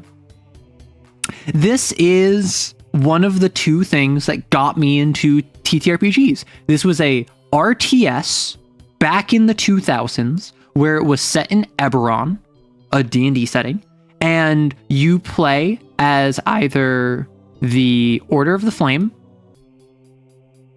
the Lizard Folk, or as the Umbergen, which are like the Drow. And you go around and you like do RTS stuff, and it's wrapped in with a D&D adventure. And it is not a good game. It is a game that is not very mechanically interesting. There's more micro than I liked. But it's like what got me into TTRPGs alongside the 3.5 basic rules. The black box. This was like what we had at my home, and this had a black dragon as the boss. It had orcs, it had skeletons, it had some kobolds, it had like dungeon layouts, it had pre-made characters, and like I love all of this stuff, and I have a great nostalgia for 3.5 and like that era, because I think that what's it called? I think that Dragon Shard was based, my guess would be 3.5. So I have this incredible like love of 3.5, even though growing up I had no idea how to play it. Like I was so confused about the difference between flat-footed AC versus normal AC versus touch AC, right? Oh wow, 3.5? The Umbergen. That's what the Drow were called in that game for whatever reason. They were not called the Drow, they're not called the Dark Elves, and they also didn't have a campaign. They were only available in skirmish, but they were like a side faction that you could fight against. And I remember thinking that game was so cool. I remember thinking that the Warforged were awesome, so I added Warforged into my world, even though they don't really fit. Man, I just love it.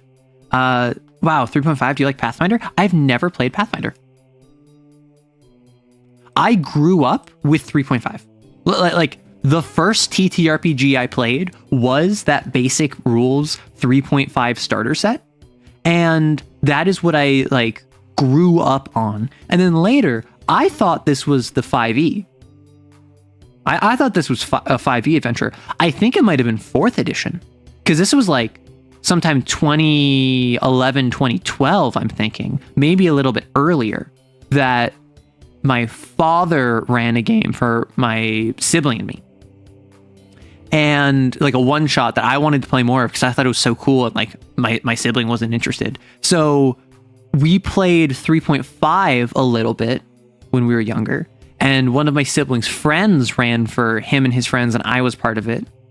Like the same like 3.5 rules. Then I think we did a one shot of 4e, and then years later I got into 5e. Is it good? Irrelevant. It's rad. Basically, yeah, that sounds rad though. No, like Dragon Shard is not a good game, but it is a fun game. Like it's a game that for the longest time I considered it my favorite game. And it was, the only contention was Star Wars Battlefront 2 Classic, where I can pretty comfortably say this game and Star Wars Battlefront 2 are my two favorite games from my childhood, right? Those are my two favorite games. And like, this is on Good Old Games. I would not be upset if I streamed this. I think it would be fun. I think it would be quirky. Because I haven't played this game in years. And gosh, I also played Eye of the Beholder on the Game Boy, which I still have, and I don't think I have it with me. Actually, no, I brought my Game Boy games with me when I moved across the country. I grabbed them from my mother's house. So like I could play Eye of the Beholder. I don't think I could stream it. I don't think I would be able to stream it on a DS Lite from like the late 2000s. But Eye of the Beholder is another one where this was a D&D themed game that was just a dungeon crawler, and all of the social stats had no purpose, and all of the role playing was non-existent, and it was just a turn-based combat dungeon crawler, but like I still love it. I'm very biased. I make Pathfinder 2 characters for fun, so I suggest you try a one-shot. I could run it for you, but that might be a socio thing. So what I would like unironically be really interested in, I would love to run a mega dungeon.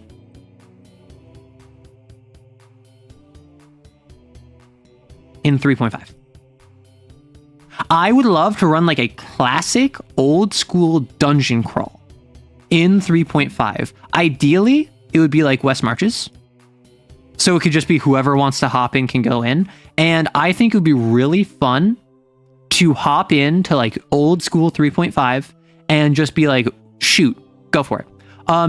Pathfinder 2e is probably the smarter choice because one, it is more recognizable, or not recognizable, like more popular at this point.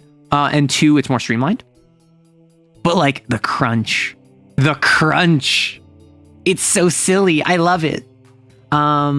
What's your favorite Magic the Gathering card? Do I have a favorite card? No. Do I have some setups that I've like, do I have anchor cards in my current decks? Yes. I talked about Croaking Counterpart before. I've talked about Croaking Counterpart before. No, I don't want to go shopping. I want to go to images. Croaking Counterpart allows me to create a token of a creature, except that's a non-frog, except it's a 1/1 green frog, and then it can flash back. And the reason I use this so much is because I have a deck where I have 4 of these, and I have Bosaiju Reaches Skyward, I have Mossborn Hydra, I have Bristly Bill, it's a landfall deck, and I have multiple creatures which scale based on how many lands I have, but they're all 0/0s. So if I make a Croaking Counterpart of them, then they actually begin stronger, right? So they instead of being a 0/0 that gets a +1/+1 counter for every land I have, it's a 1/1 that gets a +1/+1 for every land I have, or it's a 0/0 that starts with a +1/+1 counter and then doubles the amount of counters on it every time I play a land. Now it's a 1/1 that gets that. So not only do I get duplication, not only do I get doubling, I also get doubling that starts stronger. So this has been really fun. Glissa, Herald of Predation. This, why are you, I don't want to buy it. I'm trying to click on it so I can show it on the stream. Glissa, Herald of Predation is another one that I didn't really build my deck around her, but I have an incubate deck. And so at the beginning of combat on your turn, incubate 2 twice, which is create 2 0/0 incubate artifacts that I can spend 2 mana to transform them into a 0/0 Phyrexian that gets +2/+2 because of the counters. Or I can transform all incubators for free, or I can give all Phyrexians First Strike and Death Touch. So the game plan of Glissa is get her out, incubate 2 twice. Next turn, transform all incubator tokens. Next turn, attack with all of them with First Strike and Death Touch. But depending on how good your incubate game is, I can get 6 2/2 incubate tokens and then 1 4/4 incubate token. And so I get Glissa out on my pre-combat main phase. I go to battle. I transform all of my incubate tokens. Now I get like 4 2/2s and a 4/4. And then maybe I don't even swing and I just have a wall now. And then next turn, I can give all of my Phyrexians First Strike and Death Touch. And so I'm swinging at you for 4 2/2s. She is a 3/5, a 4/4, and all of them have Death Touch, assuming I have no other support, which oftentimes I do. Oftentimes I'll be running Phyrexian Typal, which is like +1/+1 to all Phyrexians. All Phyrexians have Vigilance. All Phyrexians, when they die, surveil 1. Like I have a Phyrexian Typal deck, which I find a lot of fun with. I just lost power again, so peace out. Enjoy. I'm sorry. I love asking questions to you. I don't know. I enjoy learning things, but oftentimes I don't know what question to ask. And oftentimes I will encounter someone or something that is something that I want to learn about. And then I get nervous and then I don't ask them because I'm like, oh no, I don't want to be rude. And then I don't pursue it. Although sometimes I will absolutely reach out, and I've tried cold calling a few people, or not cold calling, but like cold reaching out to people. And it's really scary. It's super scary for me to just like reach out cold. And so I try my best. That's what I do. But speaking of trying my best, it has been nearly 4 hours. Tomorrow we are going to be programming. So I am going to try my best to just kind of brush back up on Ren'Py before tomorrow. Expect on Twitch tomorrow that we will also be doing the Arctic biome. And then next week on Friday, we can do the Badlands biome. Ideally, after that, I will be able to go through, reformat all of them, add them to the main doc, double check the alchemy rules, finish up the pet rules, and then just tune the exploration rules, and then it should be good. So thank you so much. I'm going to peace out. Have a lovely day, night, evening, afternoon, whenever, and take care of yourself. Bye-bye. And morning. I forgot morning. Enjoy it.